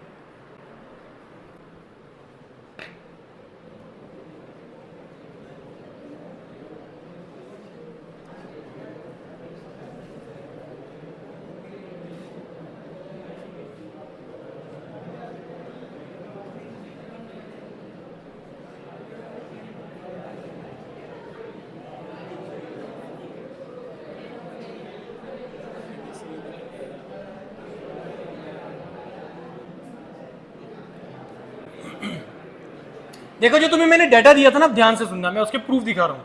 ये एक पीडीएफ है, आईसी बेंगलोर ने रिलीज किया था after the GATE exam. Line पढ़ो क्या लिखी हुई है, ध्यान से please. Paper wise and category wise range of marks out of 100 of qualified students, of qualified student, कि जिन्होंने गेट क्वालिफाई किया उसके 100 में से कितने नंबर आए, कैटेगरी वाइज, ब्रांच वाइज। कौन कौन सी ब्रांचेस है यहाँ पे? सबसे पहले आ जाते हैं हम लोग सिविल। सिविल देखो, मैंने तुम्हें डाटा दिया था, ये बच्चा क्वालिफाइड है, 16,000 बच्चा क्वालिफाइड है। इस 16,000 में ध्यान से सुनना, इस 16,000 में बहुत सारे बच्चे ऐसे हैं जो थर्ड ईयर के हैं, जो कहीं पे अप्लाई नहीं कर सकते हैं, पहला पॉइंट। दूसरा, इसमें बहुत सारे बच्चे ऐसे हैं जिन्होंने 2-2 ग्रेड के पेपर दिए हुए हैं, वो भी हैं इसके अंदर। तो 16,000 is not the exact figure जो अप्लाई करेगा, राइट। अब मैंने आपको 2 स्टेटमेंट दी थी, पहली कि ओनली 5% ऑफ द स्टूडेंट्स जो गेट क्वालिफाई किया है, 5% बच्चे ऐसे हैं जिसके नंबर 60+ हैं। ये देख लो, 60+ जनरल कैटेगरी। कितने बच्चे हैं? 219, 229 और 53, कितने हुए? रफली 280 के आसपास, आउट ऑफ 3904। 4,000 में से 280 बच्चा ऐसे हैं जिसके मार्क्स 60+ हैं। परसेंटेज निकाल लो कितना बना। आगे बात में दूसरा स्टेटमेंट मैंने क्या दिया था आपको कि 70% ऑफ द स्टूडेंट जिनके मार्क्स 35 से कम है, निकाल लो। ये रहा 35, यहां से निकाल लो परसेंटेज में कितने बने, और इसको इससे डिवाइड कर लो, कितना बना। ये ऐसे नंबर नीचे करना, इलेक्ट्रॉनिक्स पे रोको और कंप्यूटर साइंस सिविल पे, सॉरी इलेक्ट्रिकल पे। चलो तो नीचे चलो, चलो चलो चलो। कंप्यूटर साइंस एक्सेप्शनल है, हाँ ये रहा, बस थोड़ा ऊपर बस। ये देखो इलेक्ट्रॉनिक्स, इलेक्ट्रिकल में, इलेक्ट्रिकल 60+ मार्क्स लेने वाले ओनली 54 स्टूडेंट्स हैं। 60+ मार्क्स लेने वाले ओनली 54 स्टूडेंट्स हैं आउट ऑफ 3000। परसेंटेज निकालो, 5% से भी कम बन रहे हैं। 70% बच्चे 35 से नीचे, 1000 ये आधे लगा लो, चलो 600, 1600 स्टूडेंट आउट ऑफ 2912। तो जो मेन करियर वाला विंडो है ना, वो विंडो है 35 मार्क्स से लेके 60 के बीच में। इलेक्ट्रॉनिक्स का देख लो, इलेक्ट्रॉनिक्स में तो और भी हालत खराब है। 60+ ओनली 23 बच्चे हैं, ओनली 23 मार्क्स। इलेक्ट्रिकल 80+ किसी के आए ही नहीं। इलेक्ट्रॉनिक्स 80 to 90 के बीच में एक बच्चा है। इलेक्ट्रॉनिक्स के ना पिछले 10 साल के या 15 साल के देखना पेपर उठा के, सॉरी हाईएस्ट मार्क्स उठा के देखना, 85 क्रॉस ही नहीं किए कभी भी। इलेक्ट्रॉनिक्स से है यहाँ पे कोई? इलेक्ट्रॉनिक्स से है 85 क्रॉस ही नहीं किया। EMFT कम्युनिकेशन, ये 2 सब्जेक्ट ऐसे, इसमें से कुछ पार्ट ऐसा आता है रिक्वायरमेंट ही नहीं करने की, क्यों उतना एफर्ट मारना उसके ऊपर। तो स्ट्रेटेजी के साथ चलना है हमें। आगे बात समझ नहीं आ गई है? तो ये प्रूफ है, इससे बड़ा प्रूफ और नहीं मैं दे सकता हूं। इससे बड़ा और 35 नंबर लाना चाहते हो गेट में, मेहनत करनी पड़ेगी। कर लोगे? पैसा नहीं लगेगा, ये मैं दे रहा हूं गारंटी। पैसा नहीं लगेगा, मेहनत करनी पड़ेगी। ले आओगे 35 नंबर? मैं तुम्हें रास्ता बता रहा हूं। मैं और रेडी मेहनत करने को? हाय ना बोलो। This is the module which we launched free of cost pan India. पूरे इंडिया में हमने एक फ्री कोर्स स्टार्ट किया है which is called Saral GATE Safal GATE 2025 and it is free of cost. ध्यान से सुनना, इसको बाद में देख लेंगे, इसको रख लेना साइड पे। ध्यान से, ये बैच क्या चीज है, ध्यान से सुनना। देखो ये मॉड्यूल गेट का, वैसे को तुम प्रिपरेशन करने जाओगे ना तो तकरीबन 450-500 घंटे का मॉड्यूल है ये। मेरी तरफ कान और आंखें जो मेरी तरफ रखो प्लीज। बनी 2 मिनट रुक जाए, इधर इधर देखो, इसको साइड पे रख दो बुकलेट को, कोई बात नहीं, तुम्हारे साथ ही जाएगी घर। एक मिनट। नॉर्मली जब आप गेट का प्रिपरेशन करते हो तो 450 से 500 घंटे लगते हैं, राइट। हमें पढ़ना है सिर्फ 150 घंटे, 150 to 170 आवर्स, और उसमें मेरे को सिर्फ वही टॉपिक पढ़ने जहां से क्वेश्चन आते हैं। This is the beauty of this module, और ये फ्री ऑफ कॉस्ट है पूरे इंडिया के लिए, इसके कोई चार्ज नहीं है। और इसका कल से ही हम लोग लाइव क्लासेस स्टार्ट कर रहे हैं। समझ में आ गया? इसका बैच का नाम है सरल गेट सफल गेट 2025। अब इसको ज्वाइन कैसे करना है? आप योरपीडिया चैनल ओपन करेंगे, इसमें कोई भी वीडियो जो सरल सफल से रिलेटेड है, थोड़ा ऊपर करना इसको, कोई भी वीडियो ऐसी जिसमें ये लोगो लगा हुआ है ना सरल सफल बैच का, जैसे ये लगा हुआ है, करो करो ऊपर करो, जैसे ये लगा हुआ है सरल, इस वीडियो को ओपन कर लेना है और इसके डिस्क्रिप्शन में जाना है। वहां पे तुम्हें लिंक्स मिलेंगे कुछ, उसमें 2 लिंक आपने करने हैं। एक उसमें गूगल फॉर्म है, वो भरना है जिससे आपको एक्सेस मिलेगा लाइव क्लासेस का। दूसरा वहां पे ब्रांच वाइज व्हाट्सएप ग्रुप के लिंक है, ब्रांच वाइज व्हाट्सएप ग्रुप को लिंक है, तो जो सा तुम्हारा ब्रांच है उसके अकॉर्डिंगली उस व्हाट्सएप ग्रुप में एंटर कर जाना। और व्हाट्सएप ग्रुप में तुम्हें इंफॉर्मेशन मिलती रहेगी, शेड्यूल्स मिलते रहेंगे। शेड्यूल जो होंगे क्लासेस के वो 5 बजे के बाद ही है, और लाइव क्लासेस रहेगी, उसके बाद तुम्हें रिकॉर्डिंग मिलेगा, practice question, previous year question, everything is there. हमने तैयार करना है 55 से 60 नंबर का, 150 घंटे के अंदर 55 से 60 नंबर का तैयार करना है। उसमें टीचर वही टॉपिक करवाएगा जहां से क्वेश्चन आता है, और टीचर वो टॉपिक को पढ़ाएगा, उसके रिलेटेड प्रीवियस ईयर क्वेश्चंस करवाएगा और उससे रिलेटेड और एक्सपेक्टेड क्वेश्चंस करवाएगा, जिससे तुम्हें टारगेट करने 35 प्लस नंबर। That's it. करने को तैयार हो? मेहनत रेडी हो? फ्री है तुम्हारे लिए, कोई चार्ज नहीं है, और ये सिर्फ उन्हीं के लिए रख लें जैसे यहां पे वीडियोस चलता रहेगा और आपको इंफॉर्मेशन आपको व्हाट्सएप ग्रुप में मिलता रहेगा। दूसरा, ये जो अभी आपको हमने डिटेल्स दी है ना, इसका हम क्या करेंगे, इसको मैं आपको एक हिमाचल में जितना भी कॉलेजेस में हम प्रेजेंटेशन कर रहे हैं ना, वो सारे के सारे बच्चों को मैं उस हिमाचल नाम से मैंने एक ग्रुप बनाया हुआ है, क्योंकि यहाँ पे तो आपको इन्फॉर्मेशन गेट से मिलेगा उस व्हाट्सएप ग्रुप में, लेकिन आपको अपनी स्टेट से रिलेटेड अगर इन्फॉर्मेशन चाहिए वो उस ग्रुप में मैं ऐड करता हूँ।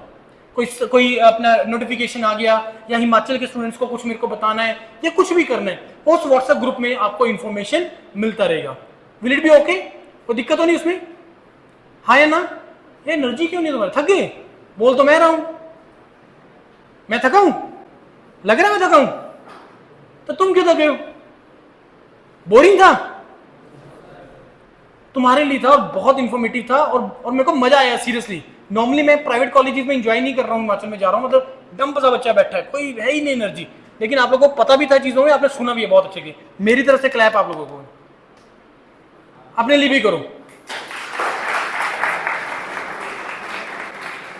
सीरियसली मजा आया। इसको ज्वाइन कर लेना। और इसके अलावा कोई क्वेरी आपका कुछ पूछना तो मेरे से भी पूछ लीजिए जल्दी से।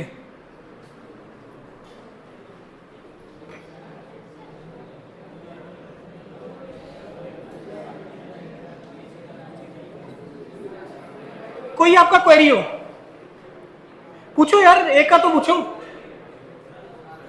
क्योंकि मेरे डाइजेशन क्वेश्चन से होता है। पूछो जो भी दिमाग में डाउट है।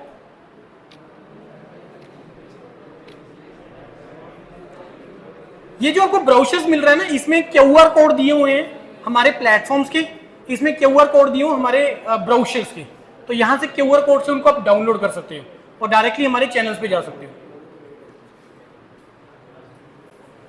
कोई क्वेरी पूछो यार, एक आध, मेरा दिन बन जाएगा।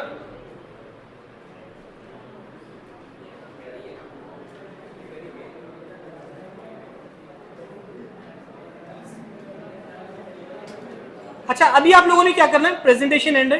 कोई अगर आप इंडिविजुअली भी कोई डाउट लेना चाहते हो तो मेरे से डिस्कस कर सकते हो।